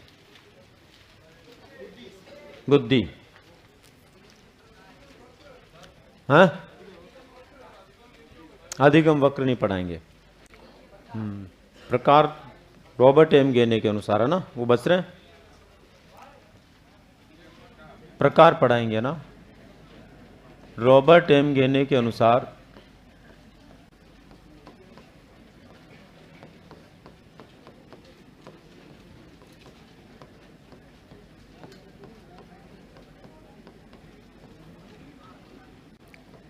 अधिगम, रॉबर्ट एम गेने के अनुसार अधिगम। अब रॉबर्ट एम गेने के अनुसार जो अधिगम होता है वो कितने प्रकार का होता है? 8 प्रकार का होता है। एक लाइन आप लिखिए, मैं जो बोल रहा हूं। अमेरिकी विद्वान रॉबर्ट एम गेने ने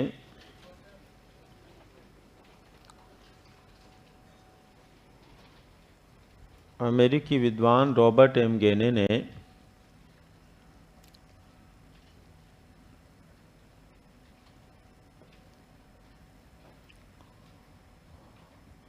आठ प्रकार के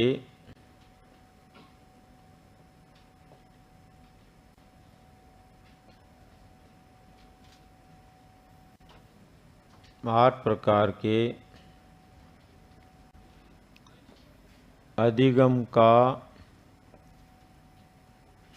8 प्रकार के अधिगम का उल्लेख 8 प्रकार के अधिगम का उल्लेख अपनी प्रसिद्ध पुस्तक 8 प्रकार के अधिगम का उल्लेख अपनी प्रसिद्ध पुस्तक conditions of learning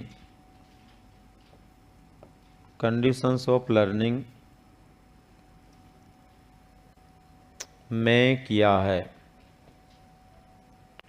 conditions of learning में किया है।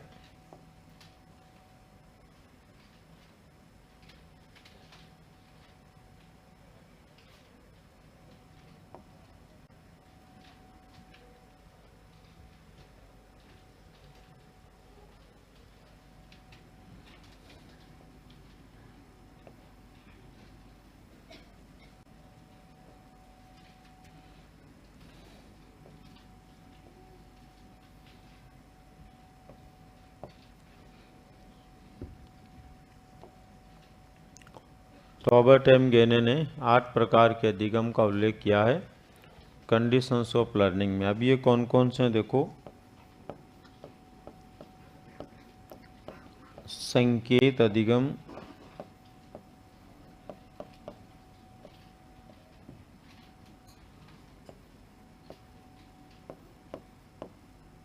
उद्दीपन,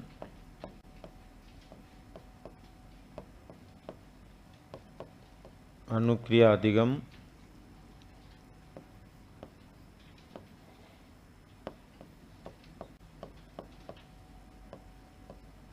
श्रृंखला अधिगम,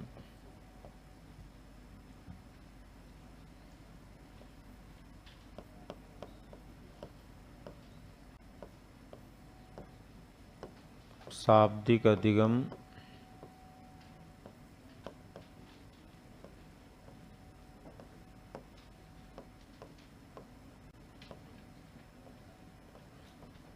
बहुविभेदन अधिगम,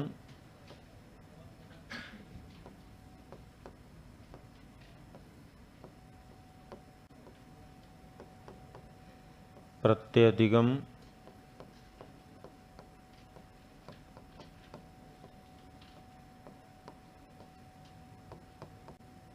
सिद्धांत अधिगम,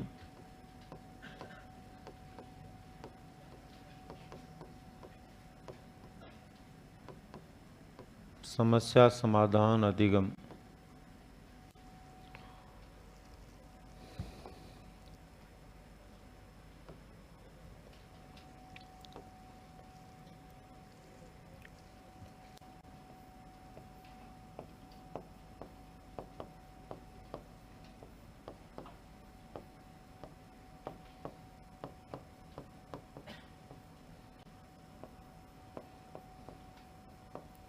संकेत अधिगम को इन्होंने सबसे निम्न श्रेणी में रखा है और समस्या समाधान को सबसे उच्च श्रेणी में रखा है।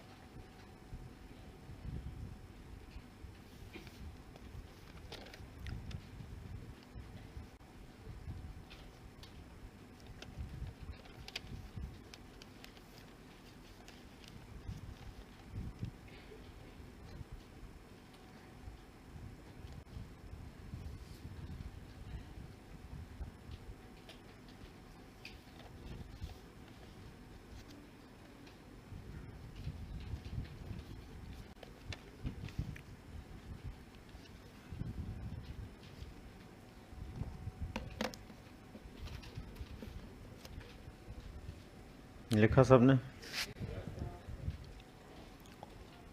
ये 8 प्रकार के अधिगम जो है एक सोपानिकी के रूप में इन्होंने प्रस्तुत किया है। सोपानिकी का मतलब होता है सीढ़ियाँ। जब निम्न से उच्च की ओर जाते हैं तो स्टेप का जब उपयोग करते हैं वो सोपानिकी होती है, सीढ़ियाँ होती है। तो यहाँ पर निम्न से उच्च की ओर जाने के क्रम में इन्होंने अपने अधिगम के प्रकारों को वर्णित किया। ये 8 प्रकार के अधिगम जो है उनमें पहले नंबर पर जो है संकेत अधिगम, वहाँ से लेकर आखिरी अधिगम तक का क्रम ये माना है कि एक बालक जब सीखना शुरू करता है, विशेष रूप से इनके अधिगम के प्रकार बालकों के उस व्यवहार के लिए जो एक स्कूल में जाकर के वो सीखता है। स्कूल में जाने के बाद बालक जैसे जैसे सीखता है उसका क्रम इन 8 प्रकारों के क्रम के अनुसार होता है। सबसे पहले एक बालक स्कूल में जब जाता है तो उसको संकेत अधिगम होता है। संकेत अधिगम का मतलब होता है संकेतों को सीखना, समझना या संकेतों के आधार पर किसी व्यवहार को करना। जैसे एक बालक जब सबसे पहले जाता है तो उसको हम वर्णमाला सिखाते हैं। वर्णमाला अपने आप में क्या होते हैं? संकेत ही होते हैं। उन संकेतों के आधार पर ही हम किसी व्यवहार को पूरा करते हैं। और क ख ग जो भी है वो क्या है? अपने आप में संकेत हैं। और उन्हीं संकेतों को बालक रटता है, उन्हीं संकेतों के आधार पर अपने भाषा को या अपने व्यवहार को आगे बढ़ाता है। वहाँ पर जो पहले से लिखा हुआ है, पहले से वर्णित है, उसको हम बदल नहीं सकते। संकेत अधिगम की विशेषता ये होती है कि उसको हम बदल नहीं सकते हैं। क ख ग जैसे बने हुए पहले से वैसे के वैसे ही हमें उनको पढ़ना पड़ेगा। कभी कोई उसको बदल करके या नए हिसाब से कोई क बना लिया, ख बना लिया, वो पढ़ता तो वो उसका उपयोगी नहीं रहेगा। तो जहाँ पर हम बिना किसी चिंतन और तर्क के हूबहू संकेतों को स्मरण करते हुए किसी व्यवहार को करते हैं तो वो क्या होता है? संकेत अधिगम होता है। यहाँ पर एक एक के बारे में आप लिख लीजिए। संकेत अधिगम, संकेत अधिगम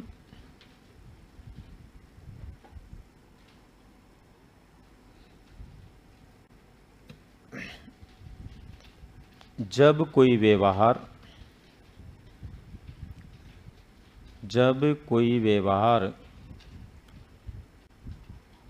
संकेतों पर निर्भर हो, संकेतों पर निर्भर हो, उससे संबंधित अधिगम, उससे संबंधित अधिगम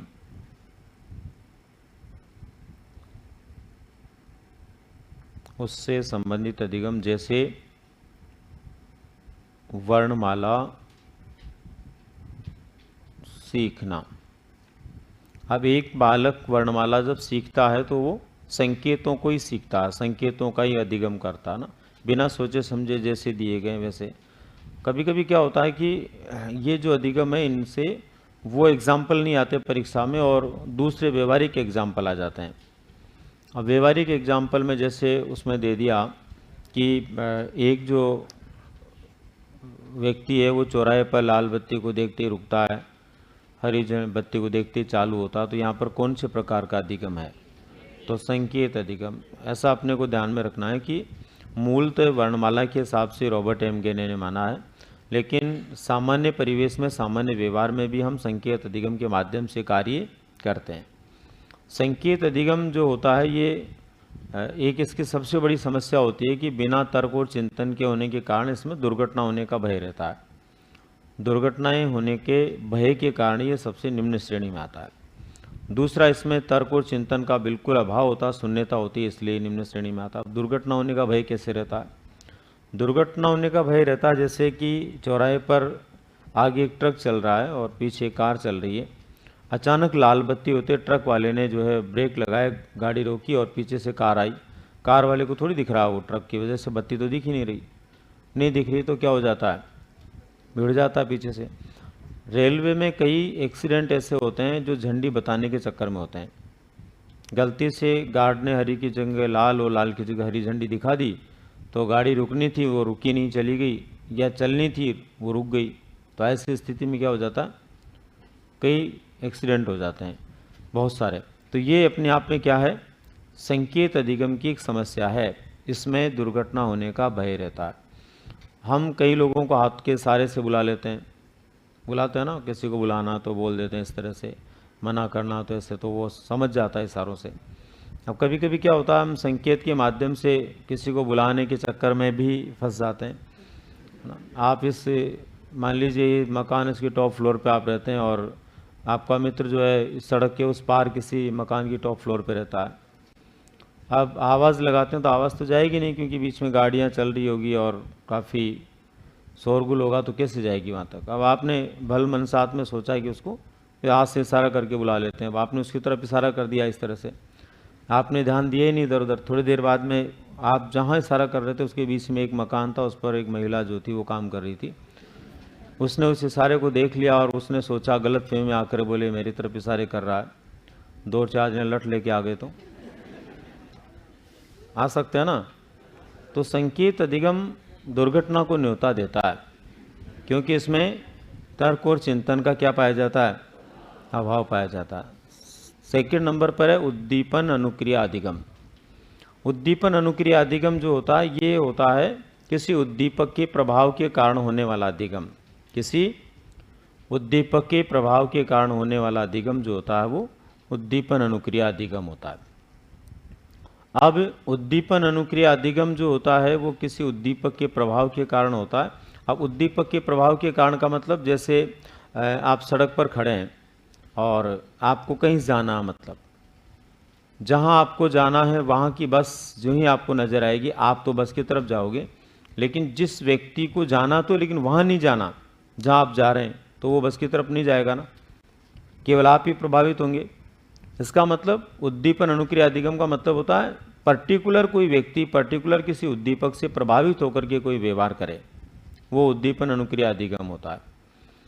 जैसे मान लीजिए रास्ते में बहुत सारे बच्चे भी जा रहे हैं, दूसरे बड़े लोग भी जा रहे हैं, महिला पुरुष भी जा रहे हैं, अचानक स्कूल की घंटी बजी, तो घंटी बजते ही बताइए किस पर प्रभाव पड़ेगा, स्कूल के बच्चों पे। वो स्कूल की तरफ दौड़ेंगे, बाकी लोगों को फर्क ही नहीं पड़ेगा। तो वो अपने आप में व्यक्तिगत प्रभाव होता है, उसको हम बोलते हैं उद्दीपन अनुक्रिया अधिगम। अब यहाँ पर जो है रॉबर्ट एम गेने ने क्या माना, रॉबर्ट एम गेने ने माना है कि जब हम बालकों को भाषा ज्ञान करवाते हैं या किसी भी अंक का ज्ञान करवाते हैं, तो उसके एवज में हम कुछ चित्रों का उपयोग करते हैं, और चित्रों का उपयोग करते हुए उसको बताने का प्रयास करते हैं। चित्रों का उपयोग कैसे, ए फॉर एप्पल, कैसे कबूतर, तो वहाँ पर बच्चा जो है वो ए फॉर एप्पल में एप्पल को नहीं जानता, वो उस चित्र को जानता है, एप्पल का चित्र बना होता है ना किताबों में, उसको जानता है, और वो उसके आधार पर उसको बोलता है कि कबूतर का चित्र बना, इस आधार पर वो कैसे कबूतर बोलता है। और अगर गलती से आपने उस बालक के सामने चित्र बदल दिया और उधर शब्द बदल दिया, तो वो पक्का चित्र के अनुसार ही बोलेगा। जैसे सी लिख दिया, इधर आपने लिख दिया क्या, केट, और उधर आपने केट की जगह और कुछ कार का चित्र रख दिया, मतलब कार का चित्र सामने है, इधर आपने CAT केट लिख दिया, और फिर बच्चे को पूछेंगे क्या, तो वो C4 केट नहीं बोलेगा, उसको क्या बोलेगा, वो कार ही बोलेगा, क्योंकि उसने उधर कार का चित्र देखा हुआ है, जबकि लिखा हुआ इधर क्या है, केट है। तो ये उद्दीपन अनुक्रिया होती है। इसमें भी आदमी क्या सोचता समझता नहीं है, तर्क चिंतन नहीं करता, और वो जो उसको दिखता है उसके अनुसार वो प्रकट करता है। छोटे बच्चों के साथ कभी कोई खेल खेलता हो, आपने खेला हो, बहुत सारे बच्चे लोगों के साथ में बड़े लोग खेलते रहते हैं कि मैं जैसे बोल रहा हूँ वैसे बोलना है, तो बोलेगा चिड़िया, बच्चा बोलेगा फुर, उड़ती है ना, कबूतर फुर बोलेगा, लेकिन वो भैंस को भी क्या कर देता है, करता है ना। तो वो इसलिए करता है कि वो रूटीन में उद्दीपक के आधार पर वो बोल रहा होता है, उसके दिमाग में वो घुसा होता है, तो वो होता है उद्दीपन अनुक्रिया अधिगम, है ना। लिखिए, जब किसी उद्दीपक के प्रभाव के कारण, जब किसी उद्दीपक के प्रभाव के कारण, उद्दीपक के प्रभाव के कारण कोई अनुक्रिया होती है, उद्दीपक के प्रभाव के कारण कोई अनुक्रिया होती है, अनुक्रिया होती है, उससे संबंधित व्यवहार या सीखना इसका प्रभाव व्यक्तिगत होता है। जैसे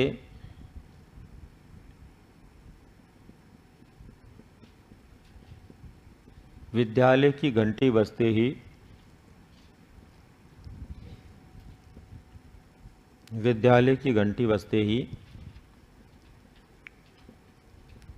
बालकों का विद्यालय की तरफ दौड़ना,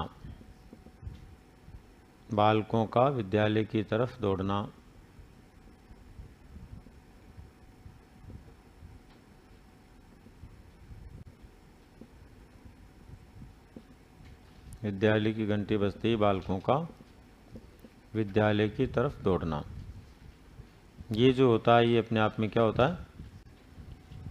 उद्दीपन अनुक्रिया अधिगम होता। ये भी क्या है, दुर्घटना का कई बार कारण बनता है। इसमें भी 100% दुर्घटना तो नहीं होती है, पर कई बार ऐसी संभावनाएं बनी रहती है, क्योंकि ये भी किस में आता है? निम्न श्रेणी में आता है, और इसमें भी तर्क और चिंतन का अभाव होता है। अच्छा, कैसे होती है इसके अंदर भी देखो आप। कभी कभी क्या होता है, जैसे आप बस के इंतज़ार में खड़े हैं और कोई भी बस आई, आपने ध्यान से देखा ही नहीं, आनन फानन में उस पर चढ़ गए और 1 किलोमीटर वो चली गई। उसके बाद कंडक्टर टिकट लेने के लिए आया और फिर आपने कहा भाई मुझे बाड़मेर का टिकट देना। वो कहता है तो पाल ली जाएगी, होता ना कई बार। अब बस को देख के, आप उद्दीपक को देख के बस में चढ़ तो गए, लेकिन बाद में पता चला तो फिर 1 किलोमीटर पैदल पैदल आए वापस, दुर्घटना हुई ना। अच्छा, यहाँ तक तो फिर भी चलता है। कई बार तो ऐसा होता है, जैसे कोई महिला है, 2-3 बच्चे साथ में बस में बैठ गई और अचानक स्टेशन आता है। अच्छा, लोगों का स्वभाव, बस में बैठ गए तो मतलब वहाँ थोड़ी देर सोना पड़ता है ना। वो ऐसे लगता है जैसे घर पे तो उनको सोने को कोई फुर्सत ही नहीं हो। अब वहाँ पर नींद, वो गहरी नींद तो नहीं आती, पर वो सोता रहता है। अचानक स्टेशन का नाम आया और कंडक्टर ने बोला अमुक स्टेशन आ गया, आनन फानन के अंदर जो है अपने सामान लेकर के उतर जाता है।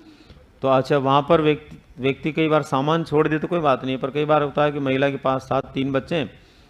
अब एक बच्चा सो रहा सीट के ऊपर, पड़ोसी की पर सुला दिया था, 2 को लेके उतर गई। फिर बाद में रो रही है, चिल्ला रही है, बोले एक बच्चा बस में गया मेरा। होती ना ऐसी घटनाएं, होती है ना। ये इसीलिए तो होती है कि उद्दीपक के कारण आदमी अचानक बिना सोचे समझे व्यवहार करता है ना। वहाँ पर भी पर्टिकुलर व्यक्ति प्रभावित होता है। आपके स्टेशन पर आप ही उतरेंगे, दूसरा तो उतरेगा नहीं। नेक्स्ट है श्रृंखला अधिगम। श्रृंखला अधिगम का मतलब होता है कुछ व्यवहार ऐसे होते हैं जो हमें एक निश्चित श्रृंखला में ही पूरे करने पड़ते हैं। श्रृंखला को तोड़कर उस व्यवहार को पूरा नहीं कर सकते। जिस श्रृंखला में व्यवहार है उसी में पूरा करना पड़ता है। तो यहाँ पर जिस श्रृंखला में व्यवहार उसी में पूरा करने का मतलब ये, जैसे कि वर्णमाला को हम एक निश्चित श्रृंखला में पढ़ते हैं। क ख ग की एक श्रृंखला है, ए बी सी डी की एक श्रृंखला, उसी में पढ़ते हैं। उसको हम बदल नहीं सकते। अब कोई ये सोचे कि मैं तो इसको बदल कर पढ़ा सकता हूँ या पढ़ा दूंगा। क्यों पढ़ा दूंगा? क्योंकि बदल कर पढ़ाने में क्या होगा? बदल कर पढ़ाने में ये होगा कि जो श्रृंखला बनी हुई है, उससे क्या फ़ायदा? मुझे तो शब्द बनाने के लिए तो पता नहीं कहाँ कहाँ से वर्ण उठाकर बना देते हैं। शब्द बनाया कल, तो क कहाँ से लिया और ल कहाँ से लिया, वन तो वह कहाँ से लिया, न कहाँ से लिया, है ना। तो क्या फ़र्क पड़ रहा? कहीं बना दो। अब पढ़ाने में तो आप पढ़ा दोगे, कोई फ़र्क नहीं पड़ेगा। लेकिन गड़बड़ कहाँ पर होगी? जब आप बालकों को व्याकरण पढ़ाएंगे। व्याकरण पढ़ाते समय आपने देखा होगा कि पहला और तीसरा वर्ण जो होता है वो क्या होता है? अल्पप्राण होते हैं, और दूसरा और चौथा महाप्राण होते हैं। अब आपने बालकों को उल्टा सीधा पढ़ा दिया, क ग ख और घ पढ़ा दिया। अब उसके बाद में फिर बच्चों को व्याकरण पढ़ाते समय बोल रहे हैं पहला और तीसरा अल्पप्राण है और दूसरा और चौथा महाप्राण है। तो यहाँ पर तो क्या होगा? पहले को तीसरे से मिलाएंगे तो गड़बड़ प्राण हो जाएगा। होगा कि नहीं होगा? तो फिर आपका व्याकरण का ज्ञान क्या हो गया? गलत हो गया। इसलिए हमें कुछ व्यवहार ऐसे होते हैं निश्चित श्रृंखला में ही पूरे करने पड़ते हैं, उनको हम बदल नहीं सकते। तो वर्णमाला का ज्ञान जो होता है वो निश्चित श्रृंखला में बालक को पूरा करना पड़ता है। लिखिए, जब कोई व्यवहार हमें एक निश्चित श्रृंखला में ही पूरा करना होता है।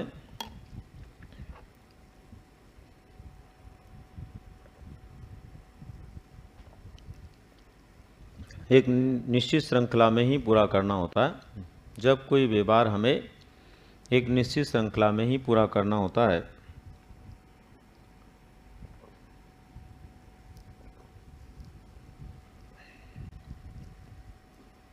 पूरा करना होता है, जैसे एक बालक को वर्णमाला निश्चित क्रम में ही याद करनी होती है।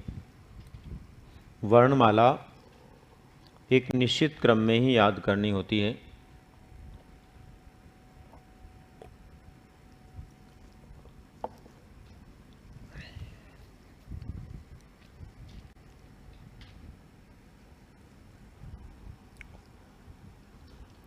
इसके बाद में एक सामाजिक जीवन में हम कई कार्य करते हैं तो उनको एक निश्चित क्रम में हमें पूरा करना पड़ता है। उसको लेकर के एडविन गुथ्री ने एक बालिका पर प्रयोग किया था, और उस बालिका को क्या था कि उसकी आदत हो गई थी कि वो आके सामानों को इधर उधर फेंक देती थी और बैग को इधर उधर फेंक देती थी, कपड़ों को सही जगह नहीं रखती थी। तो उसकी माँ बहुत परेशान थी। उससे संबंधित प्रयोग किया एडविन गुथ्री ने। एडविन गुथ्री ने उसकी माँ से कहा कि ये सारी चीज़ें जो है ये एक बार इस बालिका को देकर वापस बाहर भेजना है। तो सारी चीज़ें, उसका बैग है, जो भी है, जैसा भी है, सब उसको लेके बाहर भेज दिया। फिर उसको कहा गया कि इसको एक एक काम बताओ, आप कहाँ जूते उतारने हैं, कहाँ पर जूते उतारने हैं, कहाँ पर कपड़े उतारने हैं, कहाँ पर दूसरे कपड़े पहनने हैं, कहाँ हाथ मुंह धोना है, किस तरह से भोजन करना है। ये पूरा क्रम उसको श्रृंखला के रूप में बता दिया गया। और फिर कुछ दिनों तक बालिका से प्रैक्टिस करवाई गई। कुछ दिन बाद ऐसी स्थिति बनी कि उसमें कार्यों की एक श्रृंखला डेवलप हो गई, और अब वो बालिका बिना कहे कार्यों को उसी प्रकार से करती है। कहाँ उसको जो है जूते उतारने, कहाँ बैग रखना, कहाँ कपड़े, वो सब कुछ व्यवस्थित करती है। तो इसका मतलब किसी कार्य व्यवहार को हमें जब किसी श्रृंखला में करना होता है तो वही हमें ठीक लगता है। श्रृंखला तोड़कर किया गया कार्य हमारे सही परिणामों की ओर नहीं ले जाता। तो इस तरह के अधिगम को हम बोलते हैं श्रृंखला अधिगम। उसके बाद में शाब्दिक अधिगम। शाब्दिक अधिगम का मतलब होता है शब्दों के आधार पर होने वाला व्यवहार। कुछ व्यवहार ऐसा होता है जो हमारे निश्चित शब्दों के आधार पर होता है, और उसमें हमारा एक शब्द भी इधर उधर हो गया तो फिर हमारा पूरा व्यवहार क्या हो जाता है, गलत हो जाता है। एक बात भी, एक विचार भी हमारा इधर उधर हो गया तो सारा व्यवहार हमारा क्या हो जाएगा, गलत हो जाएगा। जैसे एक कविता है, अब कविता शब्दों पर आधारित है। कविता को आपको स्मरण करना है, उसको रटना है, उसको याद करना है, तो उसका एक एक शब्द आपको आना चाहिए, है ना। निबंध के अंदर आप आधी बातें भूल जाओगे तो कोई फर्क नहीं पड़ेगा, लेकिन कविता में एक शब्द भी आप भूल गए तो कविता पूरी की पूरी क्या हो जाएगी, खराब हो जाएगी। तो वहाँ पर हमें एक एक शब्द को वैसा का वैसा ही तैयार करना पड़ता है, वैसा का वैसा ही सीखना पड़ता है। वही अपने आप में क्या है, शाब्दिक अधिगम है ना। जैसे कोई भी कविता मान लीजिए जिसकी एक लाइन हम बोलते हैं, है ना, हरे घास सी रोटी ने जद वन बिलावड़ो ले भाग्यो। अब उसकी जगह हम उसको इस तरह से बोल दें, हरे घास सी रोटी ने जब ले भाग्यो, तो कौन लेके भाग गया, कविता तो खत्म हो गई वहीं पर। आपको वो शब्द आना ही चाहिए वहाँ पे कि कौन लेके भाग गया, तभी कविता पूरी होगी ना। तो कुछ व्यवहार हमारे ऐसे होते हैं, निश्चित शब्दों पर टिके होते हैं, और उन संपूर्ण शब्दों के आधार पर ही हमें व्यवहार करना होता है। उसे हम शाब्दिक अधिगम के रूप में जानते हैं। लिखिए, हमारे कुछ व्यवहार ऐसे होते हैं, हमारे कुछ व्यवहार ऐसे होते हैं, कुछ व्यवहार ऐसे होते हैं जो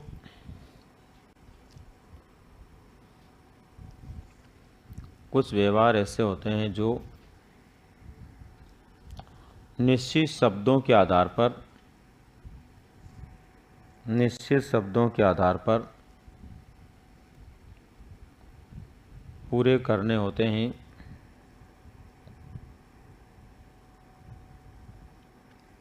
पूरे करने होते हैं।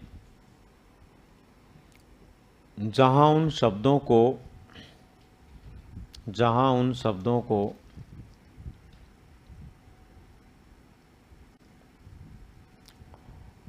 रटना, स्मरण करना,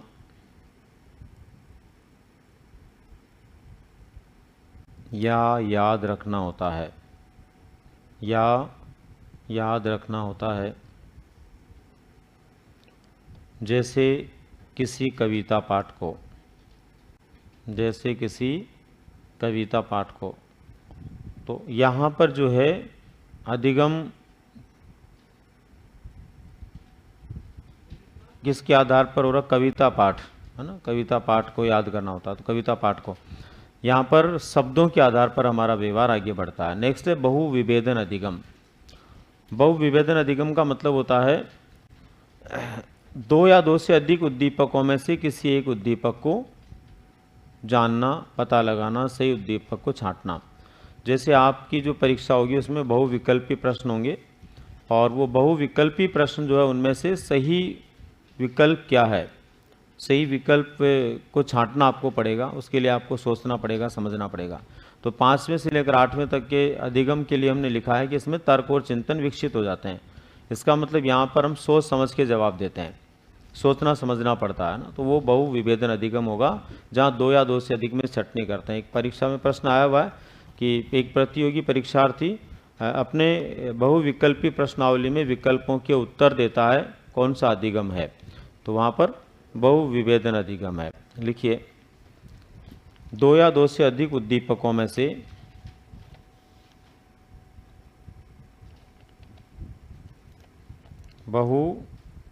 क्या लिखा आपने? दो या दो से अधिक उद्दीपकों में से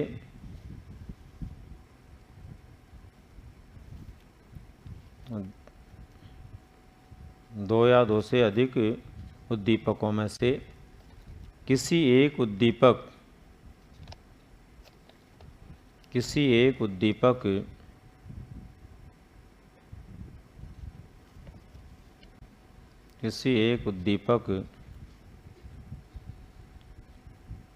के संदर्भ में,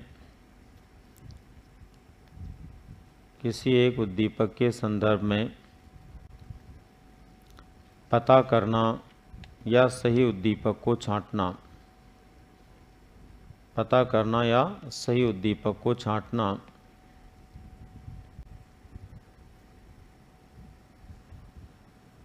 सही उद्दीपक को छांटना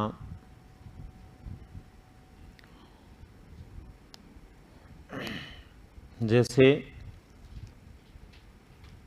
बहुविकल्पी प्रश्नावली में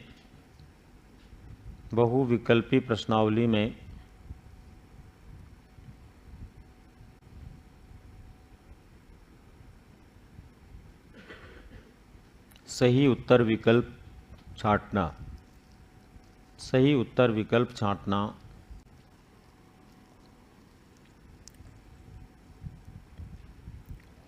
इसके बाद में प्रत्यय अधिगम। प्रत्यय अधिगम का मतलब होता है विचार को प्रत्यय कहते हैं, और विचार का व्यवहारिक रूप जब पैदा हो जाता है या किसी विचार को हम समझ करके उसको व्यवहार में ढाल लेते हैं तो वही क्या होता है? प्रत्यय अधिगम होता है। लिखिए इसमें आप, किसी विचार को व्यवहारिक रूप देना, किसी विचार को व्यवहारिक रूप देना, किसी विचार को व्यवहारिक रूप देना। जैसे कल्पना के आधार पर विकास या आविष्कार करना, जैसे कल्पना के आधार पर विकास या आविष्कार करना। मतलब कोई भी विचार मन में आया और व्यक्ति ने उसको वैसा का वैसा बनाने का प्रयास किया। किसी के मन में विचार आया कि पंखा, ऐसा कोई यंत्र हो जो हवा दे, उसने पंखा बना दिया, तो वो उसका क्या है? एक आविष्कार है, एक विकास है। तो जब भी कोई विचार आता है तो उस विचार को व्यवहारिक बना देना ही क्या होता है? अपने आप में प्रत्यय अधिगम। उसके बाद में सिद्धांत अधिगम। सिद्धांत अधिगम का मतलब होता है कुछ व्यवहार हमारे ऐसे होते हैं दुनिया में जो निश्चित सिद्धांत पर टिके होते हैं, उन सिद्धांतों को हम बदल नहीं सकते। जैसे कि चीनी और नमक दोनों ही सफ़ेद रंग के होते हैं, लेकिन एक का सिद्धांत है कि वो खारा स्वाद देता है, दूसरा मीठा स्वाद देता है। तो ये क्या है? उनके सिद्धांत है। H2 + O मिलकर हमेशा क्या बनेगा? जल ही बनेगा। ये उसका सिद्धांत है। पानी गर्म हो या ठंडा हो, यदि उसको आग पर डालेंगे तो आग को क्या कर देगा? बुझा देगा। गर्म पानी भी आग पर डालोगे तो भी आग क्या हो जाएगी? बुझ जाएगी। तो उसका सिद्धांत है वो हमेशा आग को बुझाता है। ठीक है ना। इस प्रकार से कोई भी व्यवहार जो एक निश्चित सिद्धांत पर टिका हुआ होता है उसको हम बोलते हैं सिद्धांत अधिगम, या उसके आधार पर हम व्यवहार करते हैं तो सिद्धांत अधिगम की श्रेणी में आता है। देखिए, जब कोई भी व्यवहार किसी निश्चित सिद्धांत पर निर्भर हो, कोई भी व्यवहार किसी निश्चित सिद्धांत पर निर्भर हो, निश्चित सिद्धांत पर निर्भर हो,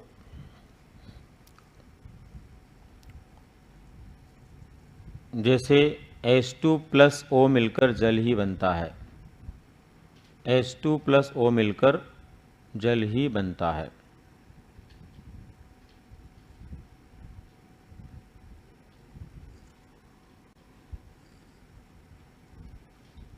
ठीक है। इसके बाद में समस्या समाधान अधिगम। समस्या समाधान अधिगम का मतलब होता है जब व्यक्ति के सामने कोई समस्या होती है तो उस समस्या के समय व्यक्ति जो है समाधान का प्रयास करता है।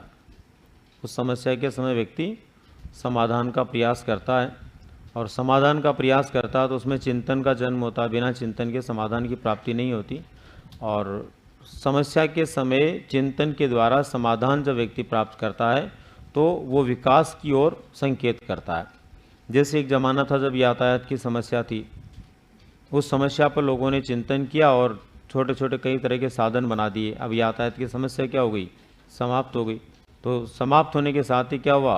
विकास भी हुआ, है ना। तो लिखिए, जब किसी समस्या के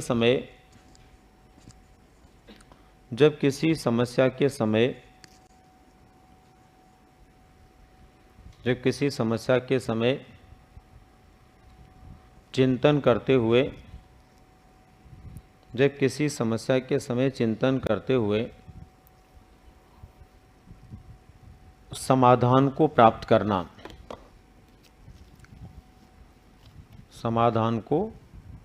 प्राप्त करना, ये अपने आप में क्या होता है? समस्या समाधान अधिगम होता है ना। प्राप्त करना, स्टे बदल कर लिखो, ये विश्व विकास के लिए जिम्मेदार है। यह विश्व विकास के लिए जिम्मेदार है। ठीक है।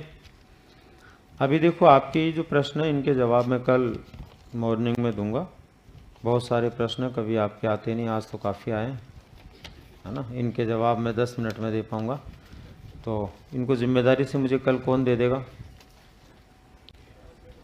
मैं आपको तो नहीं दूंगा।